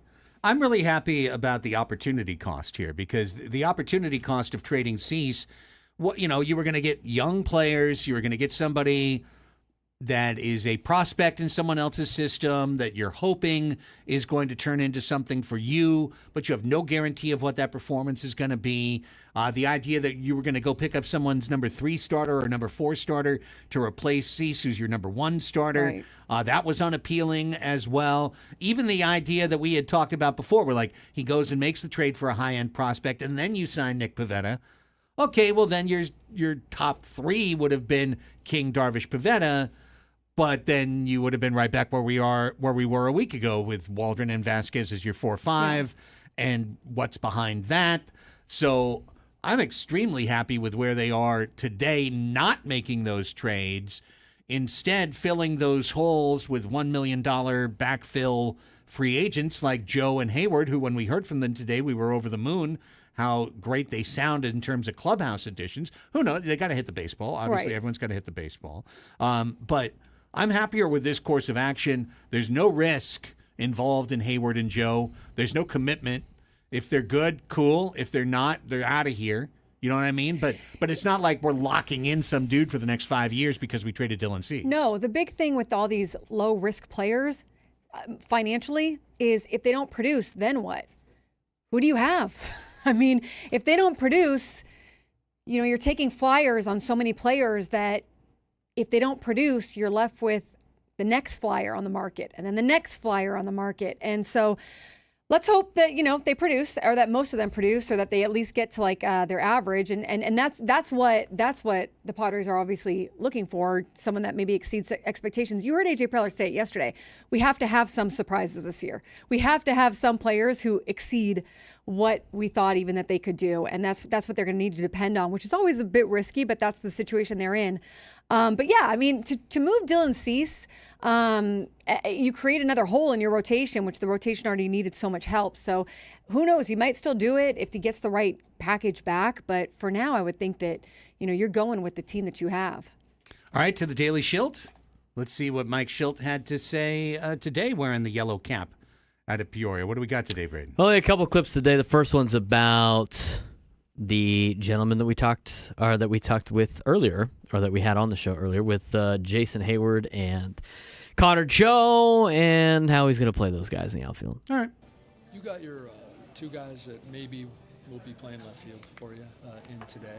I think the other day you were talking, and it seemed like maybe you were leaning like maybe Joe might play elsewhere as well. Like He's done that, right? Yes. Yeah. So that's is that the plan going in? Would you be surprised if they're the platoon? Or I mean, it's a little early to say. We haven't started camp, but we got Jason here for a reason, and Connor here for a reason, and clearly there's a lefty and a righty, and Jason's obviously a very accomplished outfielder, so we'll let him go and seize the opportunity. With Connor, he's a guy with versatility. I think that was part of the reasoning for the sign, is he can play left field, but he can obviously play first base and maybe complement there occasionally, and DH spots open as well. So I think I don't want to put it into one situation for Connor and relative to he's only got a chance to platoon. He's got a chance to do other things too. How do you view that DH spot? Is it kind of a competition among guys in camp? Will it still be a end of the season, day-to-day kind of thing? How do you view it? Yeah, I mean, we don't have a set DH like we've maybe had in the past necessarily, which is fine. It's great. So we can pass it around a little bit, get guys off their feet. We know we have some days off early in the year, but that can be part of it. It'll be clearly matchup based, and then the spring will tell us who maybe seizes that opportunity to be that guy as a righty lefty or against everybody. Eggy going to work in the outfield at all? He is, yeah. He's going to work in some left field, and Eggy's a versatile guy, and we're gonna allow his versatility to play. So he'll definitely get some reps in the outfield. There's a guy who can hit lefties. He can hit lefties. Yes, he can. He's very good against lefties, so has proven that, and just a good player. So he's going to get a lot of opportunities this spring. And left primarily or only? Yeah, left pretty much primarily. I mean, feel like we've got guys with Lockridge, and Connor's played multiple different places, and anytime a guy goes, and I think Iggy could do it. He could play right field, but let's figure out one spot and then see where it goes from there. Okay, well, that last part was interesting. Yeah, he said Eggy's going to play left field. Is that what he said? Yeah, he said primarily left field. Or is going to work in left field. Yeah. Hey, we talked about this a little bit a few weeks ago, that maybe what path does he have on this team otherwise, right? And the infield's pretty much all spoken for. So it makes me, after hearing him talk about Connor Joe too, think that maybe Connor Joe and Jason Hayward are some kind of, I don't know, platoon DH, or okay, is Jason Hayward and Eggy Rosario? No. Here's what I'm thinking. I'm thinking that against right-handers, Jason Hayward plays left field, period. Mm-hmm. And DH is probably not Connor Joe. That it's probably a Terso or something. Yeah. And then against lefties, I'm thinking that Joe slides to first base, maybe a Rise DHs lefty on lefty, and then Eggy is the platoon in left field. Maybe, except that Schilt said yesterday that Arise will mostly play first base and just kind of get spelled at DH. Right. But maybe it could be. You know what he's probably doing? They're probably doing is just making competition right now. Like who's going to win what spot, essentially. Agreed. It's important that Eggy makes the club if they're not going to trade him. Yeah. But it's important he's in the lineup against left-handers. The one thing that he's also, it's a clip we didn't play from Schilt yesterday, but you're referring to, is where he said, I see our four infielders as just everyday guys and being in the infield every day. Do you really? because Jake Cronenworth is not good against left-handed pitching. And Eggy Rosario is really good against left-handed pitching. And where I thought he could make the team was as the right-handed complement to Jake Cronenworth / maybe right-handed DH against left-handed pitching. But when I'm hearing left field, that makes me think that he is locking into what he did last year, which is playing Jake Cronenworth against every hard left-hander that he faces, keeping him in the middle of the order. And that didn't work last year. I mean, it didn't succeed at any point in the season. They just kept doing it.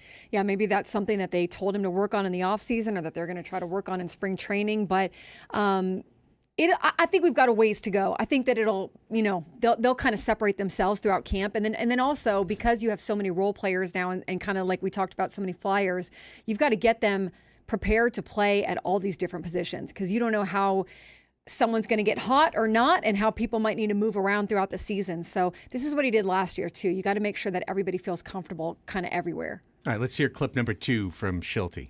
What do we got here? Clip number 2 from Schulte involves some Kyle Hart, what it'd be like to have a left-hander in the rotation, and could Jackson Merrill hit higher in the order? He addresses all of those in this one. Okay. We talked a lot about Kyle Hart yesterday, but the transition he's making back from KBO making all those starts last year back to the big leagues here. Like what kind of challenges does that afford for him, and how do you kind of anticipate that adjustment going? Yeah, you know what? I mean, a lot of guys have had success going over there, figuring some things out. And I think Kyle's got a real opportunity to do that. Clearly he's got to the big leagues, but goes over there and dominates. I mean, it's got dominated as well as anybody in any league last year. Now he comes back and he's got a little bit more experience, a little bit more understanding and what he's doing, how he's doing it, and it's going to be fun to watch him pitch. It was pretty righty heavy in the rotation mix. What does having a lefty do to that? Yeah, I mean, it's nice to have a little bit of balance, but it's not absolute. We can run. Our righties have different looks. Depending on what that looks like at the end of the day. But we've got a lot of different ways we can attack guys from the right side. Our righties can get lefties out, which is why they're starters. But, being able to throw a lefty out there is, obviously something that could be important as well. What did Jackson do last year for his chances of hitting higher this year? He very favorable, You're talking about a guy that was at least the position player rookie of the year. And so, no, he did a great job, and clearly got opportunity for him to get a bigger role and after a year under his belt. You have a spot in mind, like number 3, number 4? I think it'll be fluid, but I think, you're talking about moving up. He finished there hitting 5th last year, so I think you're in the right ballpark. Okay. Okay. Well, that's good. I mean, we're only in the first. We haven't even started full squad workout, so that's about as much as you could probably say about that right now. When's the first time they're going to ask what the opening day starter is? He could. I mean, if he knows that a week from today he's going to write Jackson into the number 3 spot, he could just say it. He could just go ahead and say, Jackson's going to hit right 3rd now. for our team this year. We're really excited. Well, and they might move it around. I mean, don't you think they might move it around a little bit? Add it to my list of pet peeves in sports. The other team knows what they're doing. Everybody in baseball knows what they're doing. And guess what? If they move Merrill last minute in the batting order, I don't think the Colorado Rockies are like, oh my God, what are we going to do? Just going to fall They off just their moved chairs. Merrill to 5th. The Mariners are already trying to They're trying game to plan finagle it. against them. They're spying over the thing. there Oh, I for wonder for what the they good got old over Vedder there. Cup. Well, I thought I had you scouted, but then you moved his position. Now I don't even know what to do. I'm just throwing it down the middle. The advanced scouting that everybody has in professional sports, and all they're doing is just making fans have to guess, even though everybody in the know on all the teams know exactly what these teams are going to do. It's amazing to me. It's so funny. I like Merrill batting 2nd or 3rd. Ooh. I think it's 3rd, but Okay. So you'd go. I'm ready to move him to the top now. Last year, he's a rookie. Let him figure it out. Yeah. Go ahead. Tatis leading off. I want Tatis to lead off. I know spot. the team is going to lead off Arise. Let's put him there for now. So I'm not going to do my whole thing where I would bat Arise 3rd or 2nd. So 2nd would be Tatis. 3rd Merrill, 4th Machado. Okay. I don't hate that at all. Right? Yeah. awesome. Yeah, it's good top lefty, four. righty, righty, Mhm. all Yeah. studs, batting champs, home run kings, MVP tries. I think that top four is as good as anyone's top four. Yeah, I think that's good. And then you got Bogey and Crony. Yep. And then 7, 8, 9 is, I don't know, it's Hey Joe, it's Diaz. Whoever's catching, whoever's playing left Yeah. field. Yeah, Hey Joe, Diaz, and DH. And Adam was making the point in our text chat that Gavin Sheets is one of those DH options. He is. He's a minor league invite, non-roster invite. He's got to hit his way on the team. He has to hit his way on the team, and I'm not going to count him on until he's on. Yeah, but no, I wouldn't either. I think Terso Ornelas has just as good a chance or better of getting that left-handed power stroke off the bench DH platoon job as Gavin Sheets. But if Gavin Sheets finds his way, and he could. Then he'll get that chance to start the year. Well, Kevin Acee said that the Padres want to add another bat, so maybe it's the guy that's not on the team yet. That's true. I still want Jose Iglesias. I still want one more bat. And I think the Mets said that they're out. I think the Mets said something like they think they're about done, but that doesn't really mean anything. That doesn't mean anything. So, but I don't know if the Mets are bringing him back, but someone's got to be taking Jose Iglesias. Jose Iglesias would fit on this team so good. He would just slot into so many things. Maybe AJ Preller's got his eye. I don't know. It would make sense for Eggy Rosario to be in left field if Iglesias was on the team, because then he'd soak up all the right-handed infield at bats. But anyways, let's take a break. When we come back, it's time for our final silly game of the week, and that is Fast Money. It's a Fast Money Friday. So we're looking for one contestant to join us on the line. 833-288-0973 is our phone number.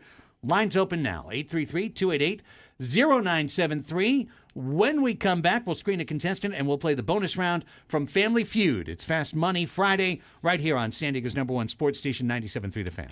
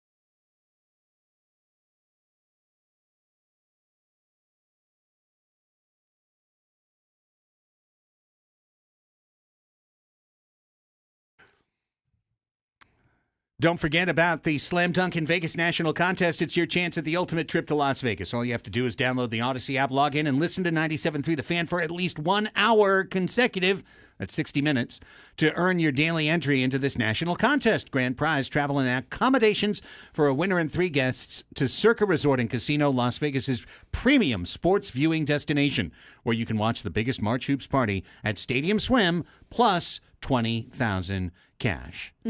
2 people shot at the Philadelphia parade. No way, really? Always seems to happen now. Yeah, no kidding. Mm-hmm. Is this just part of it? Hey, go get a championship. Yeah. Sorry, a couple of you will have to die along the way. Yeah, I don't know if it was like a shooter went out there or someone just got in a fight or who knows, but we'll see. Crazy. Well, on that happy note, let's transition to today's silly game. It is silly games time, and it is time to play Fast Money.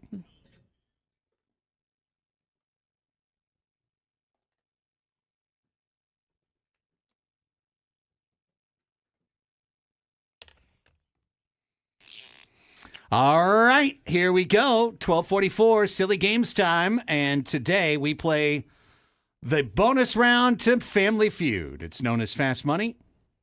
We've had some folks call in at 833-288-0973. Braden, who is today's contestant? Johnny in Escondido. Well, hello, Johnny. How are you? What's going on, guys? How are you? Going on, Johnny? Doing great. Glad to have you here. Welcome in. You're the contestant today for Fast Money. Before we play the game, tell us a little bit about yourself. From San Diego, live in Temecula, and we're huge Padres fans. Huge Padre fan. Usually a prerequisite for listening to Yes. 97.3 The Fan.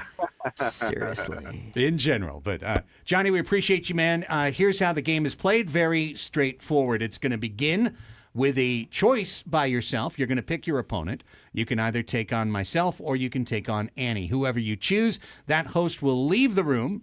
Then our resident Ray Combs is Braden Soprenet. During the commercial breaks, he goes out and he conducts surveys with our lovely audience. Yeah, our in-studio audience. Say hi. Great to see you, man. Great to see him. Especially on a Friday. They were really kind of noisy during the break. We had to close the door. Things were getting unruly out there. Anyways, when he does those surveys, what he does is he gets their number one answers to various pop culture questions. He's going to ask you 5 of those questions. You're going to have 60 seconds to try and come up with the number one answer. Then the host who you have picked will come back into the studio, not knowing the answers you've given, but being unable to repeat them or use them for themselves. That's the advantage you get built into the game.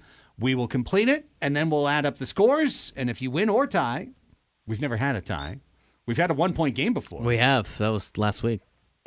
Either way, if you win or tie, you will be in the end of the month drawing. What's it for? I don't even think I said. It's for Motley Crue, who just announced a brand new Las Vegas residency at Dolby Live at Park MGM, March 28th to April 19th. If you win, you get 2 tickets to see Motley Crue, plus a hotel stay at Park MGM. All right, Johnny, it all makes sense? Yes, sir. Who would you like to play today, Craig or Annie? We'll play Annie. Okay. All right, Annie. Annie's checking out. What's his name again? Johnny. Johnny. Hey, Johnny, he said. I've got Let's the do it. scoreboard. All right, Johnny, Annie's out of here. Turn things over to Braden, and I'll be keeping score. Good luck. 1 minute on the clock. Any of these questions stump you, you can say pass. We get back to them at the end if there's time remaining. Clock will start when I ask you question number 1. Name an irritating sound that comes from a neighbor's house or apartment.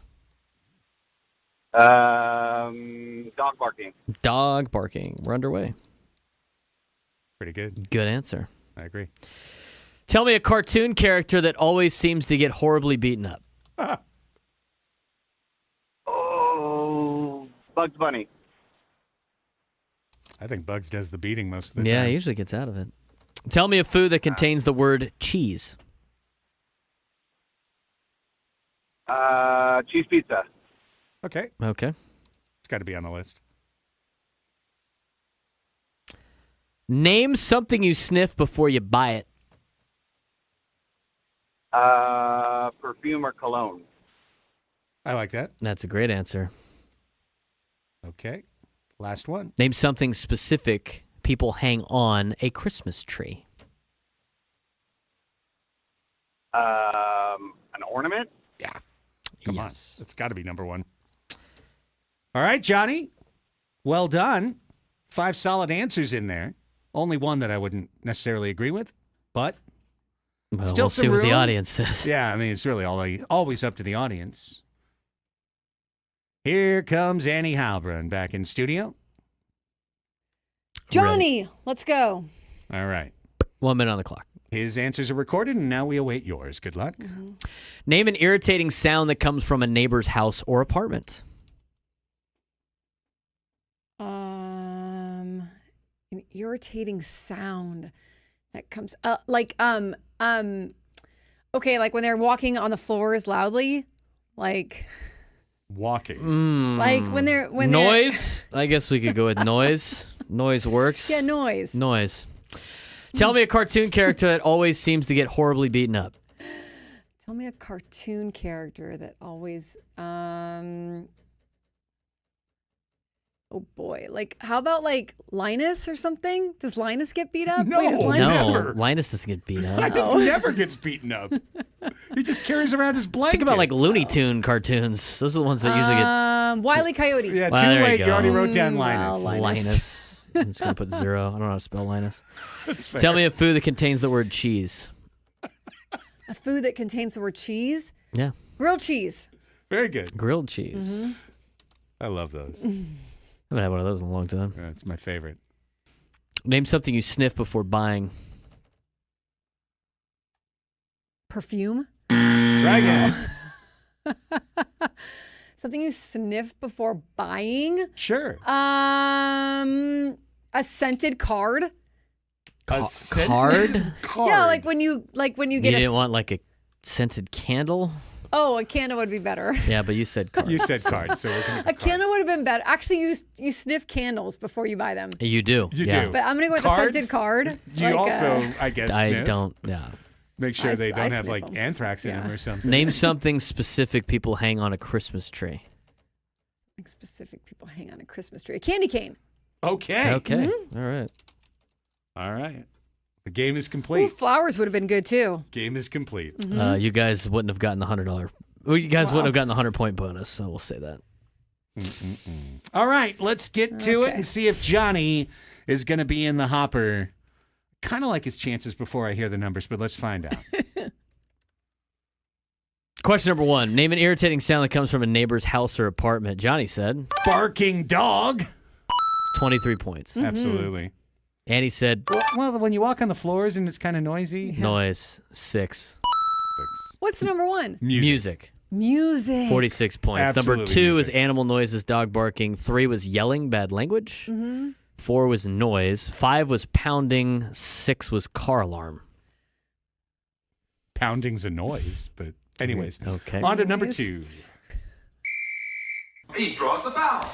Tell me a cartoon character that always seems to get horribly beaten up. Johnny said Bugs Bunny. No, he always does he's Yes. always on the right side of it. Annie said Linus. Come on. Wile E. Coyote gang. Tom and Jerry. Yes. I mean, No, the Number last one time answer- I watched a cartoon. Number 1 answer was Sylvester. okay. Number 2 is Tom from Tom and Jerry. Number Okay. 3 was the Roadrunner, which is a terrible answer. No, Coyote gets and beaten number up. 4 was Wiley. That's ridiculous. It is ridiculous. Bad answers. Back to back 0. It's 23-6. Okay, let's go on. Tell me a food that contains the word cheese. Johnny said cheese pizza. 0. Annie said grilled cheese. 6. Okay. What about cheeseburger? Number 1 answer was mac and cheese. Really? Not cheeseburger? Second one was cheesecake, followed by cheeseburger, Okay. followed by Wow. cheese whiz, although that's not really food, followed by grilled cheese. Okay. Cheese whiz. That would be a chemical that contains the word Yeah, cheese. true. In a very high-scoring match, it's 23-12 Johnny, 60% of the way through. Got a pitcher's duel. Name something you sniff before buying. Johnny said perfume or cologne. Number 1 answer, 48 points. Oh, I'll probably put him Johnny. over the top. Card 0. I'm not going to waste my time. Where was candles? I'm sorry. Candles is the 5th answer with 3 points. So what was it? Perfume/cologne. Flowers. Followed by fruit. Fruit. Okay, Followed yeah. by meat. Meat. Followed Sniff by your meat. flowers. Followed by candles. Followed by fish, which is different than meat. Followed by milk. Hey, before you go to the grocery store, make sure Wow. you sniff the meat. How do you Get a sniff good the scent How of do the you meat. sniff milk without opening it? it. Yeah, exactly. That's Honey, all like you have that's to do like is those just are lift the little that's plastic and two smell dumb it. people that like pull it need out of the money. fridge and thought that was the same thing as going to the store. Insane. What's the Our matter with these chat's people? off the I charts I right knew now. I Need Money would say that, by the way. I totally knew that. 71-12 going to the final choice. Friday games are just so much better. They hit harder. That's why I They said hit different. the match game would be hilarious on this Here day. comes Johnny for the windmill dunk to finish this off. Something specific wait, we're people not hang done? on a Christmas tree. He said ornaments. Yeah, Oh, Johnny yeah. said ornaments on a Christmas tree. 3 points. What? That was the last Whoa. answer on there. I bet I win. Candy cane. 0. What? So lights? Number one answer was balls. You hang your balls on a what? And your balls Foul. on the tree. I guess people were thinking like the ball ornaments were the Say number one. ornaments, not balls. Well, ornaments was the 6th. Well, they said specific. Balls, tinsel, star, angel, lights, ornaments. Balls, Ornaments 3. tinsel. They must have been watching the Saturday Night Live. Let's Sweaty go balls. hang our balls on the Christmas tree. Yep. Like who Save that. says that? Please save that. There's music in the background. I can't use it for anything. Damn it. Mm-hmm. Who Let's says hang that? our balls on the Christmas But tree. it could still be a promo at least. Hang your balls. Tinsel. Wait, one more. Wait. Balls, tinsel, lights, Star. Angel. Well, star you Angel. don't really hang. You put that at the top. Yeah. Angel, I could see. Lights, ornaments. Go hang your balls on the. Go Hang your sniff your balls meat on the and hang your Christmas- balls. Yeah. That's a super foul. I need to take the rest of the segment off. But Johnny, congratulations. Enjoy your balls, Johnny. It's been fouled out. I'm done. Sweaty balls on the Christmas tree. I have Hung to with s- care. I have to sit out a Hung with mandated 2 care. minutes unless a goal is scored during this commercial. Mm-hmm. And then we'll be back with hour number 4 and Unreal. Sam Levitt live from Peoria and Padres spring training right after this break. Stay right there, Padres fans. Andy and Elsten, San Diego's #1 sports station, 97.3 The Fan. Hang your balls.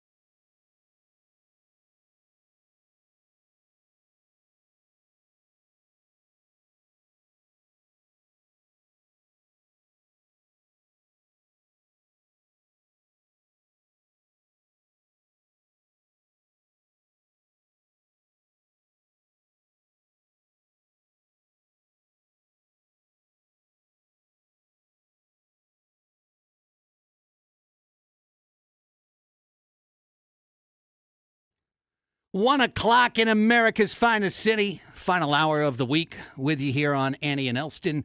Annie Halbrun, Craig Elsten, Braden Soprennant, together in our Odyssey studios. Quite an entertaining Fast Money today.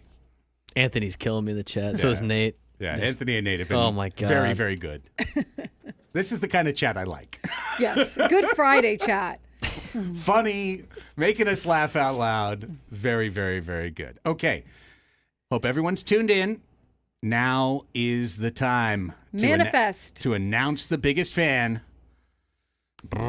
Congratulations to today's biggest fan, Jose Vargas from Vista. Jose Vargas, give us a call back in the next 10 minutes at 833-288-0973. You will qualify for our grand prize, 20 tickets for you and your friends for a night in our Odyssey suite at a Padres game later this season.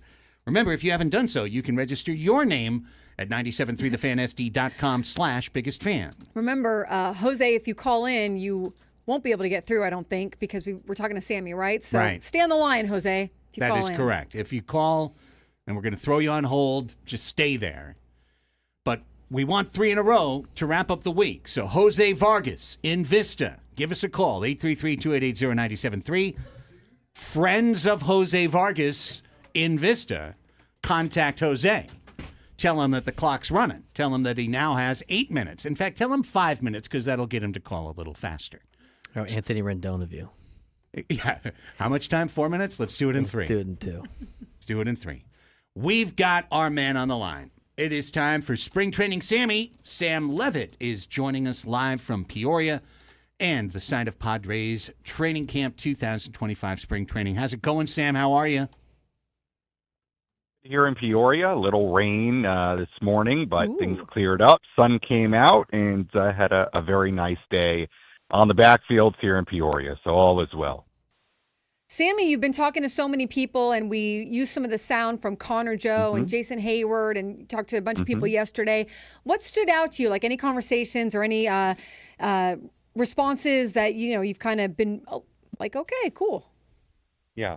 I think, with Joe and Hayward in particular, they spoke with myself and some of the other reporters for the first time today, and first time we've seen both those guys here at camp, and both were on the field a little bit later in the day. Let's start with Connor Joe. Number one, it's just a great story, right? As far as a Poway native, somebody who went to USD, somebody who, he had a great answer earlier today about, the fact that a lot of Padres players over the years lived in Poway, right? And growing up not too far from where Tony Gwynn lived, and really interacting with Padres throughout, his childhood and in that community. I mean, clearly it had a big impact on him watching the 1998 World Series team. There's a real history with Connor Joe and the San Diego Padres, and he was a real Padres fan growing up. So I think it's a very cool opportunity for him, for his family, for him to now be back in San Diego. And I think in a baseball sense, even beyond that, I think it's really a wonderful opportunity for Connor Joe. I mean, he talked about one of the reasons he decided to sign with the Padres was, the fact that this opportunity in all likelihood would present him with, a good deal of at-bats day to day, right? And an opportunity to get on the field and get ABs. And I think the thing to look out for with Connor Joe, and this is based on, I think, what he talked about today, what Mike Schilt talked about today in regards to Joe, and just watching him on the backfields today. I mean, he started today doing drills at first base. That's all I saw him do today. Obviously, he's going to play left field as well. But I do think his versatility is going to be something they lean on. And, look, I think one of the things that is really standing out to me the early part of camp is the DH spot, and trying to figure out what the Padres are going to do with that spot unless there's some sort of signing that hasn't happened yet. Because to me, that's a question mark in the sense of, what do you do with that spot day to day? Sure, it can be a spot where guys get a DH day, your big time players, Manny, Bogarts, Tatis, whatever it might be. But I think most days those guys are going to be playing defense. So what does that DH spot become?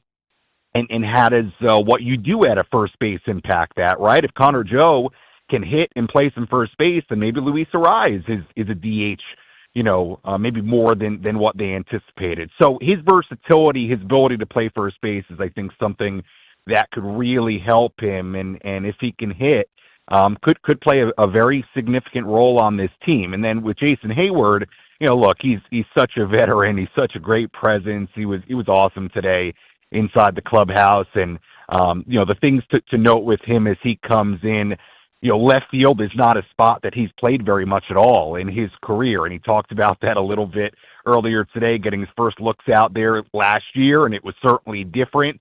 But I think he understands his role as somebody who will likely play mostly out there. He's somebody who can play all three outfield spots. So, if you want Jackson Merrill to get a day off, Fernando to get a day off, or a DH day, he will have the ability, I would imagine, to play some different spots. And I think from a veteran standpoint, certainly understands his role inside the clubhouse. So, two guys that, certainly from a left field standpoint are going to be very prominent. And I think with Joe in particular, he's a very interesting case because of his versatility, and very good to talk to those guys and have them both in camp today for the first time. Yeah, check out the 97.3 The Fan SD Twitter page if you want to catch all of the videos, as well as Sam's personal at Sammy Lev. Now, listening to Mike Schilt, which we just played in the last segment or a couple of segments ago, Sam, I was a little bit interested in the fact that he said that Eggy Rosario would primarily play left field this spring. That was quite surprising to me because I did think Eggy Rosario had an inside track to a spot on this team, but I thought it was to be the platoon second baseman for Jake Cronenworth.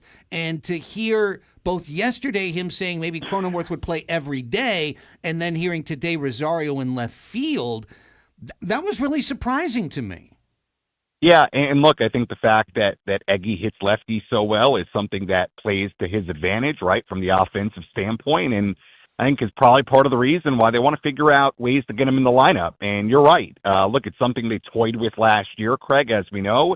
Eggy in the outfield, and it appears he's going to get run out there. I mean, look, I have seen Eggy take ground balls on the infield too, so I would assume he's going to do some work in both spots. But I'm with you. It is interesting to think about, and he's certainly, when you look in that clubhouse, somebody that I think is a real shot to make this roster and be a guy that can come off the bench, be a guy that can spot start, be a guy that can play some different positions. And I think it falls in the category, of right there with Connor Joe, in the sense of, hey, here's somebody who's versatile, right? And maybe there are some different machinations of your lineup that you can go with against the lefty when you want Joe and maybe an Eggy Rosario to be in the lineup. So the versatility, his ability to potentially play left field at the major league level, I think that would help him a ton and potentially help the Padres a ton. So, yes, Craig, I found it interesting as well, and we'll see as games start, what kind of actual reps he gets out there, but it does sound like he's going to get them.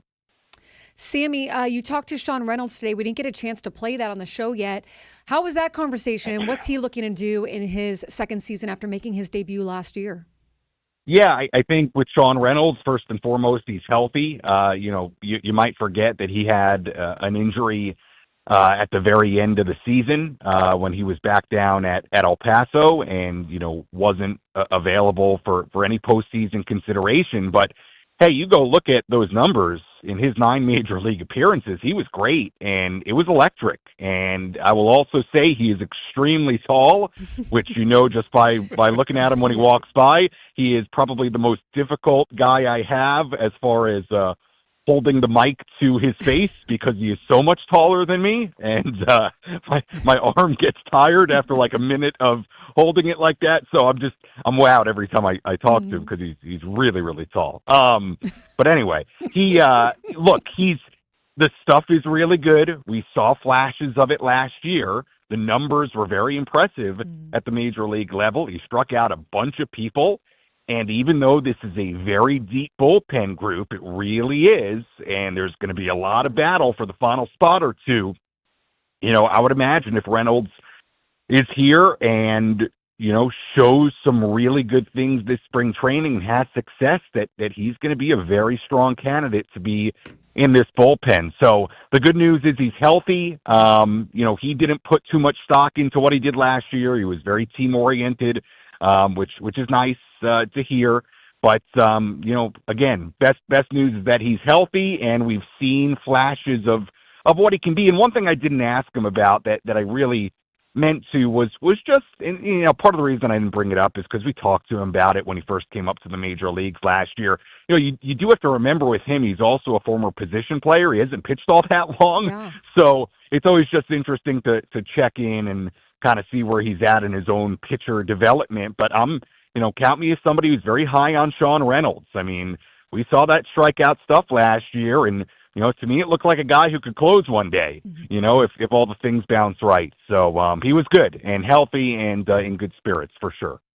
Sammy, another guy that you took some video of today just kind of was on my mind a little bit, in that 4 off seasons ago, the Padres traded for Blake Snell, and one of the key players that they moved was Luis Patino, who at the time was considered one of the best prospects in the system, on the verge of becoming a major league starter with the opportunity to maybe be really good. Now, that's just not panned out for Luis Patino since he has left the San Diego Padres organization. He came back last year, but had to take Tommy John surgery, and he had that surgery about a year ago.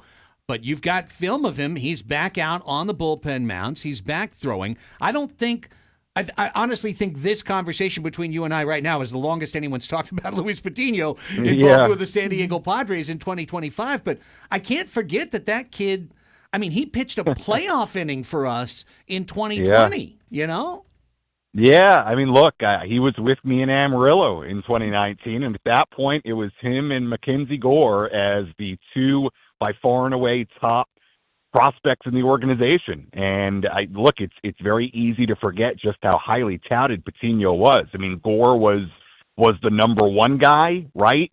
But Patino wasn't far behind. I mean, people raved about Patino, and he was doing amazing things in the minor leagues, then obviously gets traded and, has had injuries and has not had a ton of success. And then you're right, Craig. I mean, look, he got Tommy John surgery. I actually, as he's throwing in the bullpen, because he was having a totally normal bullpen today, I actually was like, when did he get Tommy John? Because I thought it was at some point during the season, and it was, I think, the last day of April. So whatever that is now, I mean, that's like 10 plus months, I guess, if I'm doing the math correctly. So it seems like he's back pretty quickly. I've not, and I got to talk to him. I haven't yet, but I got to dig into a little bit his surgery and the rehab, because it seems to me like he's back pretty quickly. I mean, throwing it at that kind of level. So look, obviously Craig, he's somebody who has a great deal of talent. It hasn't certainly panned out, I think, the way you would have imagined back in 2019 when I had him in Amarillo, and it looked like, this guy could be a future ace one day, but you never know. And if he's healthy and he does some good stuff in the minor leagues, is that somebody you could see at some point? Sure. There's still opportunity for him. Sammy, you've been on the backfields watching some maybe not so yet known players. What have you seen back there? Yeah, a lot of the young pitchers. I mean, some guys that have stood out. Braden Nett, I thought, looked really good, and I know is somebody that's pretty highly touted. Another couple of guys, Francis Pena, who is highly touted, Omar Cruz, the left-hander. What was interesting for them yesterday is they, threw a live BP, and they faced a major league group of Cronenworth, Merrill, and Bogarts. So, it's always fun to see those matchups and see those young guys go up against some of the major leaguers. And look, I'm no pitching guru. I never claimed to be, but I will say Francis Pena looked really good. Braden Nett looked really good, and seems like guys that Padres fans should be excited about. Sam, we always appreciate your time, man. I know you're going to be working all weekend long nonetheless. We've got Monday off, but we'll chat to you on Tuesday, and look forward to seeing everything that's breaking it. I agree with a lot of the folks that are in the chat right now. All of these conversations, these discussions, your clips, it gets everyone fired up for Padres baseball, man. So thanks so much for everything you're doing. All right, I'm glad. Happy Valentine's Day to everybody out there, and I'll talk to you all next week. Sammy, what are you doing for Valentine's Day? Sammy. Well, no, I'm not doing anything. Keep nice. Keep it, I mean, there's yeah, some interesting spots over there in Peoria. Maybe you can. There are. Well, I went yesterday. I went to Sicilian Butcher, which is a great Peoria spot. I don't think I'll go there tonight. That would be a great Valentine's Day date. Dinner spot, but no. I'm thinking more people watching in a dive bar in Peoria. Something like Geez, that. Moon Saloon, yeah. That's right. Yes, well, You'll see some interesting I will say things, this: Sammy. I have not yet made a trip to the moon. I've only been here a couple of days. Well, but, put that on the list. Yeah, that's a place to go on Valentine's Day. I mean, if you want romance, the moon is it. So Brooks and Dunn Neon Moon is going to be playing in the background. Wow. All right, thanks for playing along, Sammy. Enjoy the rest of your day. All right. Well All done, right. Sammy. See ya. Take care. When the sun goes down on my side of town. Lonesome feeling. There's some establishments in Arizona. I'm sure there are. Some I think actually Ben and establishments, Woods could point Sammy in a direction. Do you think that's a great way to spend Valentine's Day? Well, I feel like that might be one of the worst ways to It's an spend affordable Valentine's steak, Day. probably. Absolutely. There might be a buffet. Probably got some good wings there. Like right now at 2:00, there might be a whale of a steak, buffet. little steak special. Pods fan says Sam is going to hang his balls on the Christmas tree. Oh, no! Foul! Such a foul. That is a foul. If you miss the silly games, you'll get that joke if you go back and listen. Yeah. Otherwise, just carry on. She's fouled out. Yeah. For the segment. Go to break. We Go got to to break. take a time out.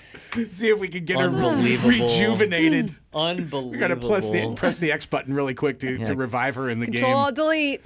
Go to the strip club and do what is what you said?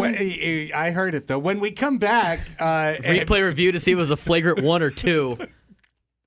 Media Melanie is standing by. She's going to bring you today's weekend street television streaming recommendation. Wonder what those are going to be Whoa, like. you're really suffering right now. Go to break. You're really just end it. stumbling. This is really throwing you off. Annie and Elsten on the fan. Let's go. I'm fine.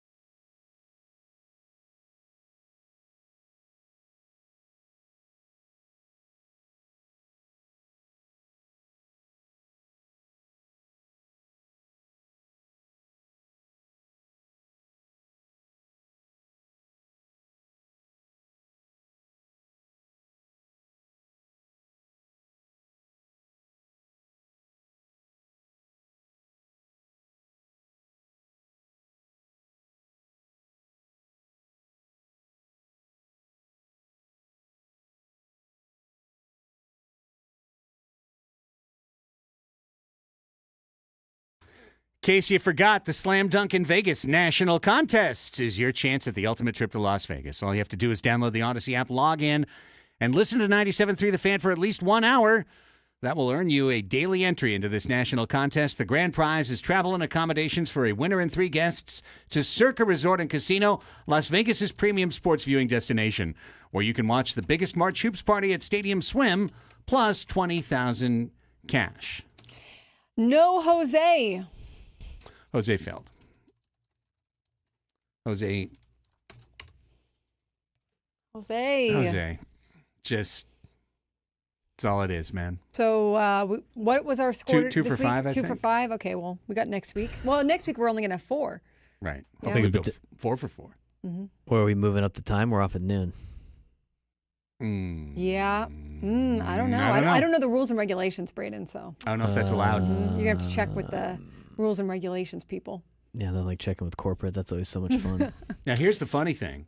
Gracie's still in the chat. Now that Gracie is in, she's rooting against every person calling. She has to, right? She has to, right. Every yeah. single person that doesn't call, that's one fewer entry in the pile. That's all shows, though, too. Right. It's not just our show. Right. But still, nonetheless, 3 more people could go on each day, but if only 2 or only 1 goes in, it's way better for her. Yeah. We technically have a person down for Monday and Friday. How's that going to work? I'm not. I don't know. Ricky needs to get on it. Here's what I do know. Media Melanie's on the line. It must be Friday at 1:20. Hi, Media Melanie. How are you? Hello. I am well. Nice to talk to you all. You too. What's Melanie. new? What's new with you? What's going on? What's the news? What's the 411 as we heard on Mind the Gap? It's been kind of nice. We're in between kids' sports seasons for another week, so it's been kind of nice to relax and chill out, watch some TV. I've been working really hard on my YouTube channel, so Love it. just kind of killing some time before baseball season starts, I guess. Outstanding. I struggled to watch anything new this week, Media Melanie. I will tell you that. Apparently too much sports going on right now. I watched UCSD last night instead of trying to find a movie, and I'm just staying caught up on Severance and on The Traitors right now. So I'm a little behind. I gave out 2 last week, though, so I feel like I'm okay with skipping one. However, your remit every week, Media Melanie, is to turn up with some type of streaming television recommendation for the audience going forward. What do you got for us this week? Well, Craig, this is actually one of my favorites, and I've been waiting to highlight it for it to come back, and I want everyone to get ready, picture themselves at a nice tropical escape. This is a mostly anthology series, The White Lotus. It is on HBO Max, and the 3rd season is kicking off on Sunday. There we go. So, yes, and have you watched this one, Craig? Oh, absolutely, of course. Top 5 series each of the first 2 years. I think I forget in my final rankings where it landed, but it was a top 5 series each of the last 2 years. Mike White is the writer-creator of The White Lotus. He is one of the sharpest, what's the right way I want to put this? He is one of the sharpest, most incisive writers working in television in terms of skewering the modern condition, and in particular, discussing issues of class in American society. And he does it through this anthology, Melanie, by showing us the ultra-rich at these ultra-wealthy White Lotus resorts, and also showing all the folks who are working there. Well put, Craig. And, interestingly, this was actually supposed to be just a limited series, and it had such a big breakout success, and he did such a great job that, of course, now it is turned into an anthology. And Jennifer Coolidge starred in the first 2 seasons, and she was just phenomenal. Season 1 was set in Hawaii, Season 2 in Sicily, and this season we are slated to go to Thailand. And this is a dark comedy. It skews a little heavier on the comedy, I'd say. But like you said, it follows these wealthy guests vacationing at these upscale White Lotus resorts around the world. They have these seemingly perfect lives, and all the characters are tested by some sort of personal drama, hidden secrets, and there's a very good amount of sharp social commentary woven throughout. And each season takes us to this stunning new location while we are exploring these kind of relatable and unrelatable themes of money, power, and human nature. And this cast, Craig, in season 3, I mean, can we talk about Walton Goggins, who is just so good as Uncle Baby Billy in The Righteous Gemstones, the Ghoul in Fallout. And then we're adding Jason Isaacs, who played the villain in The OA on Netflix, one of my favorite shows. And then also Parker Posey, Leslie Bibb, Carrie Coon, Patrick Schwarzenegger. I mean, this season's going to be jam-packed. And Mike White said it's going to be longer, bigger, and crazier. One of the things I love, too, is the mystery of the show. Each season kicks off with a death, and we essentially spend the rest of the episodes kind of piecing together what happened. It does a great job keeping you guessing, and rarely does it unfold the way that we expect. And plus, the show does a great job of being a form of escapism. You get this front row seat to these breathtaking destinations and juicy drama. And you know what? You don't even have to change out of your sweatpants or leave your couch. So, highly recommend this one, Craig. I'm with you. It ranks high on my list every time it airs. And like I said, you can watch it on HBO this Sunday and stream the entire season 3 weekly on Max. 8 episodes total, and I am covering them weekly on my YouTube channel, so you can catch some reactions and reviews there. Outstanding recommendation.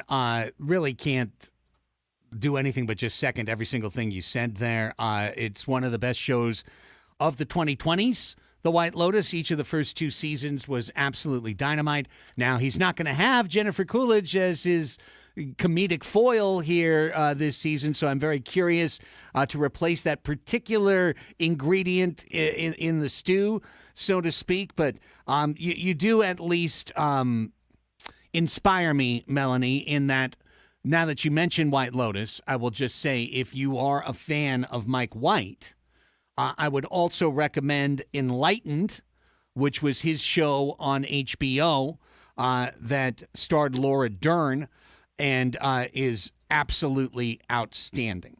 And also Mike White was one of the characters on that show, in addition to being the creator of the show, but a woman who is not satisfied with her place in office culture and seeks to break out of it.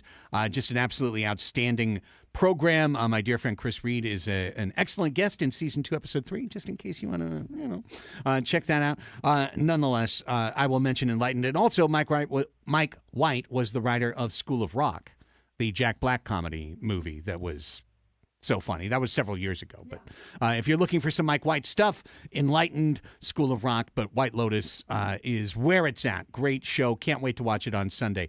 In fact, I've got a soccer's match that night, but it's at 5, so I should be able to get home in time to watch the premiere. Can't wait. All right, Media Melanie, I know you're doing severance coverage and a lot more. Where can everyone follow all of your content creating activity? That's right. You can head right over to YouTube at MediaMelanieTV.com and hit that subscribe button. I really, really appreciate it.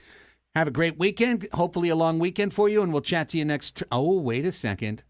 We'll chat to you in 2 Fridays, Melanie. We are off at 11:50 next week. So we'll catch you in a couple weeks. Sound good? That sounds great. Thanks, guys. Enjoy the long weekend. You too, Melanie. Take care. There goes Media Melanie. Thanks, Annie. Mm-hmm. Well done, as always. Yes, she always has a good recommendation. I really enjoy White Lotus, and I agree. Jennifer Coolidge has been so much fun to watch in those first 2, what do you call them, series, right? Yeah. Or whatever. Seasons. Yeah, thanks. Yeah. So it'll be interesting to see how he does it now. And the UK, they call them series. Each season is a series. Series 1, Series 2. No, and Satan's Blowfish, why are we off at 11:50 next week? Because it's the Padres spring training opener. The baseball. That's right. We got baseball. This time, get stoked. By this time next week, hang your balls. All the starters will be out of the game. Smell your meat. Sniff your meat. Only before you buy it. Mm-hmm. Well, I mean, I think in the 19th century, that's great advice. Like when there's not proper refrigeration. Sure, the milk one kills me on the that. milk one would have to be You back have in the to day open too, the before milk. like milk was sealed. Like, and you disgusting. bought it at the Yeah. Wait a minute. Why is this milk unsealed? Have a little sip crier while you're at it. person. Yeah, well, I don't like this one. Ew. Could you imagine? Could you even imagine? Honestly, in this day and age, yeah, I could actually. People are nuts. Probably. That's all right. Everything's hermetically sealed they now. They do disgusting pranks that should get you arrested. But anyway. You done? You done over there? Have you not seen people like do that on Do social what? media? Like open up the ice cream lid and then lick the top and then put it back? Oh, I didn't For know that was a views? thing. I did not know that was a thing. Yeah, they usually end up getting arrested. For the 'cause culture? Yeah. Should get arrested. I agree. It's insane. That's insane behavior. Sniff the cow first. Psychopathic behavior, to be honest with you. If you do that, you're headed. You're going straight to hell. I mean, you know that when you're doing Basically it, right? sprinting there. I mean, exactly, like jumping over hurdles. It's going like, cut out all the red tape. I'll go straight through the burning gates. People do the dumbest things for clout on social media. The dumbest. It's a great idea just not to be on there. It's my personal new thing. It's great. You missed out on the Creighton burners becoming part of Russia for no reason. That was I hilarious. That was kind of funny. I did. Those are some of the bright spots Right. of just hilariousness on social media. But the good news is I have you to tell me about. that's right. it. Yeah. And then I'll weed through all the BS first, and then find the funny things. and then all I have to enjoy is the highlights. Like the Omaha Mavericks tweeting something out in Russian. Are we doing this right? Yeah. Oh my Hilarious. Lord. Okay, last segment. Here we go. We forgot something, Braden. We have a pair of tickets to Tuesday night's San Diego State basketball game against Fresno State.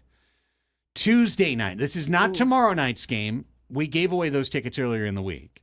This is for Tuesday night's home game against the Bulldogs, Fresno State. You can grab tickets at GoStex.com, or you can call right now and be the first person to remember what Media Melanie offered as a recommendation at 833-288-0973, and you can win a pair of tickets to see San Diego State against Fresno State. What show did Media Melanie just recommend like a minute ago here on the air? If you remember, 833-288-0973, you can pick up Aztecs tickets. Now, if you want to stay on hold while you're there and join us for Ask Us Anything, let Braden know. Otherwise, we're going to awkwardly reopen the lines after the break and do Ask Us Anything. Yeah. Yeah. But either way, we're going to do that segment, and then then the weekend will arrive for us. Maybe not for you, but for us. That's up next. 15 minutes. Call the show, 833-288-0973, right here on The Fan.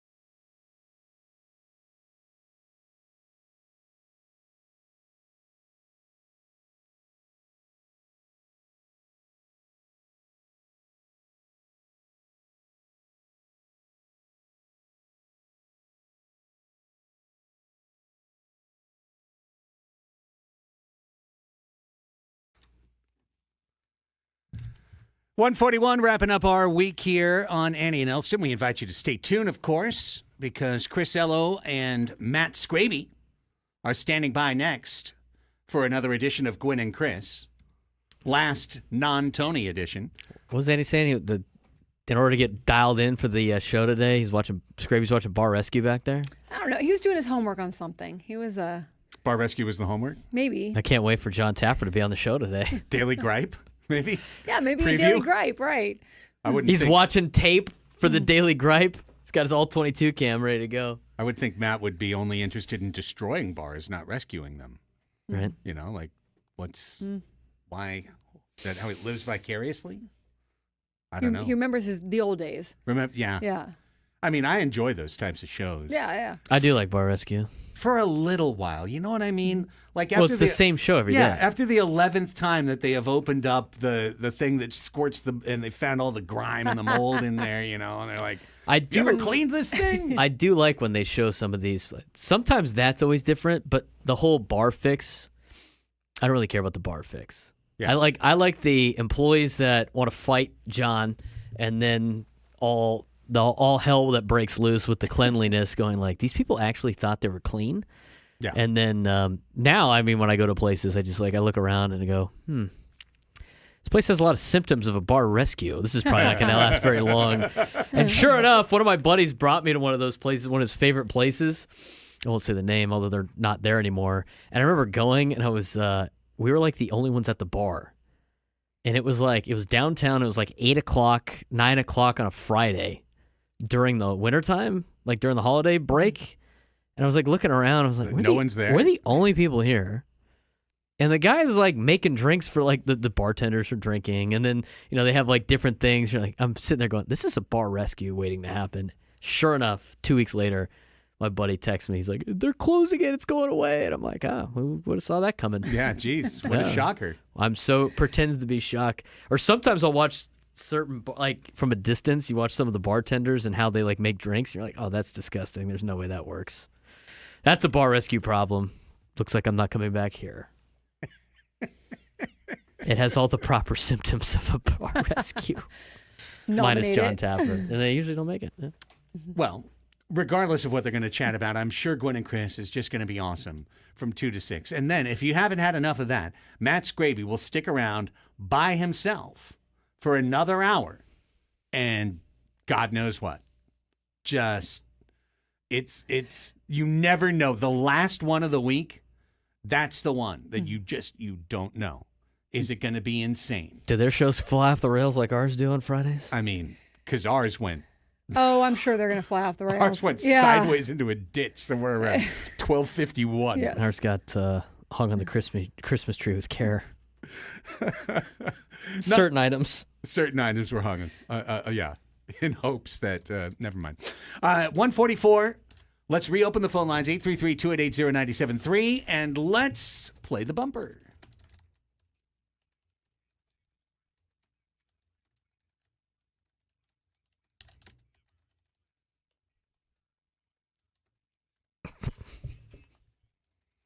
You've still got 6 minutes to call the show. The double bonus. We really need to have like a little hoop in here. You can just go over, go to the line. Annie, go shoot free throws. I'm surprised we don't have that for Tony Gwynn Jr. I'm surprised it's not already in here. You can get them at Costco. I have one at my house. It's awesome.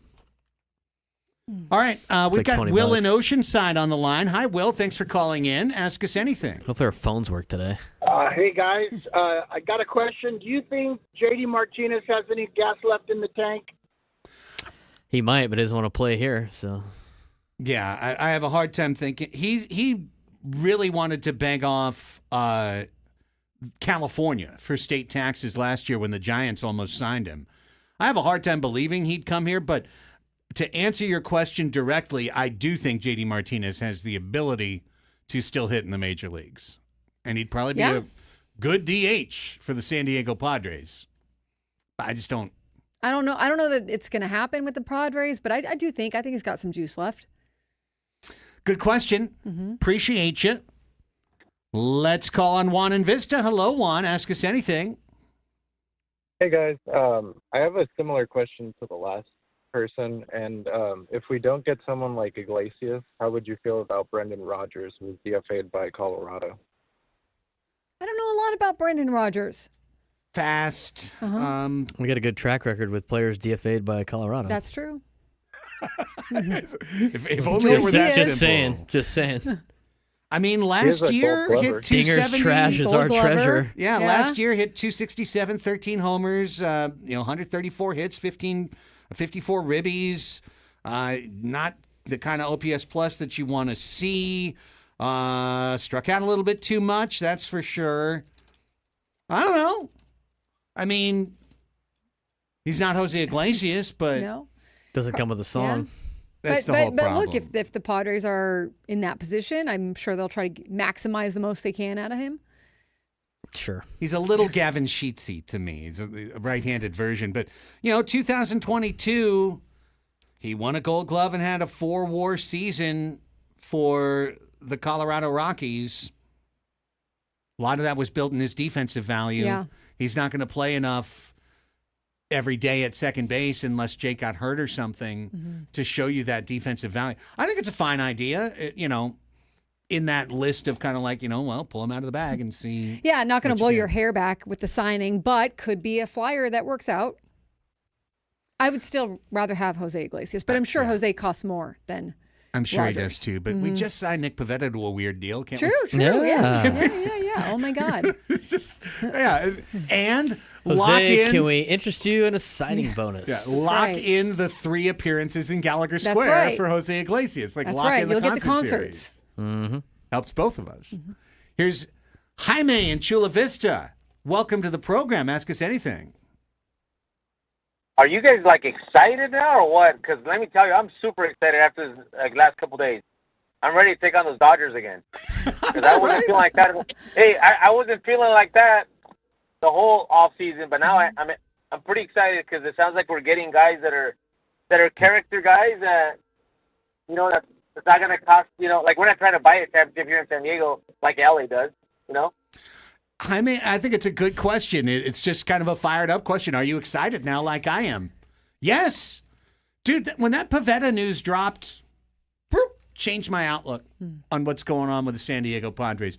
Then when it's followed with the reporting, don't worry about the CBT line. We're cruising right over that. We don't care. We're just caring about this year's cash flow. I was like, holy cow. Brave new world. I was reading articles yesterday about Pivetta, and I found an old one by one of the Boston beat writers where he writes this. When it comes to immeasurables, it'd be hard to find a recent Red Sox player as intense as Pivetta. Often frosty and curt in his media dealings after starts, both good and bad, the righty has also polarized teammates with his no-nonsense approach. Well liked by some and avoided by others, Pivetta has taken on a leadership role in recent seasons as the makeup of the rotation is skewed younger. I'm very intrigued by this guy. I can't wait to know more because it sounds like he is kind of forging his own path, and be fun to cover him and see what he's all about. Him in the video of Hart trying to take on an entire team by himself, Amir Garrett style, was great. Hey. I'm in.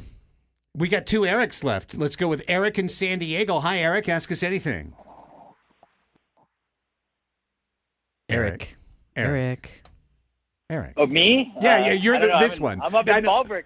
Oh, okay. It says San Diego on the screen. I don't know, but oh man, I'm up in Fallbrook. But anyways, yes, I'm excited. I've been excited. I'd rather watch baseball than no baseball. And then my question to you guys: did you guys have a favorite childhood snack that they served at the cafeteria, or something that you just think about here and there, and you're like, man, I wish I had that thing again? The snack. At the local cafeteria. That's a great question, Eric. It is. I can't tell you off the top of my head. I know my answer. Go ahead. Go for it. They used to have a chocolate chip cookie in the elementary school lunch line. You'd get that cookie. Came in a little wrapper. Man, I've always loved cookies. Probably where that started. You'd have to hustle to get into the line to get the cookie because there wouldn't be that many cookies. So people would run to get in line. Oh, wow. Cookies, competitive. Late 1970s info for you here. I think, I could eat this now, but it's just too dangerous. But Lucky Charms cereal, Lucky Charms is always really delicious.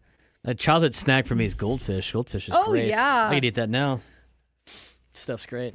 It's good. Goldfish I never had a good. cafeteria at school though. Cathedral was the first time we had some type of kitchen. Oh, I guess he did ask about school. Yeah, I wasn't really eating Lucky Charms in school, but I guess little chocolate milk. I don't know. The chicken strips and fries at Cathedral with a Gatorade on the side. I'd get the little chocolate milk too. That was good. Oh yeah. Oh yeah, we used to get that. When you said the milk, you signed up for the milk. Chocolate was the best. Eric in Chula Vista can wrap us up. Hi, Eric. Ask us anything. Hey, folks. Happy Valentine's Day. Happy Valentine's Day. Happy Valentine's Day. Thank you. I only know AJ from 10,000 feet. You guys know him a little bit. Probably better as far as 9,000 feet, probably. He does.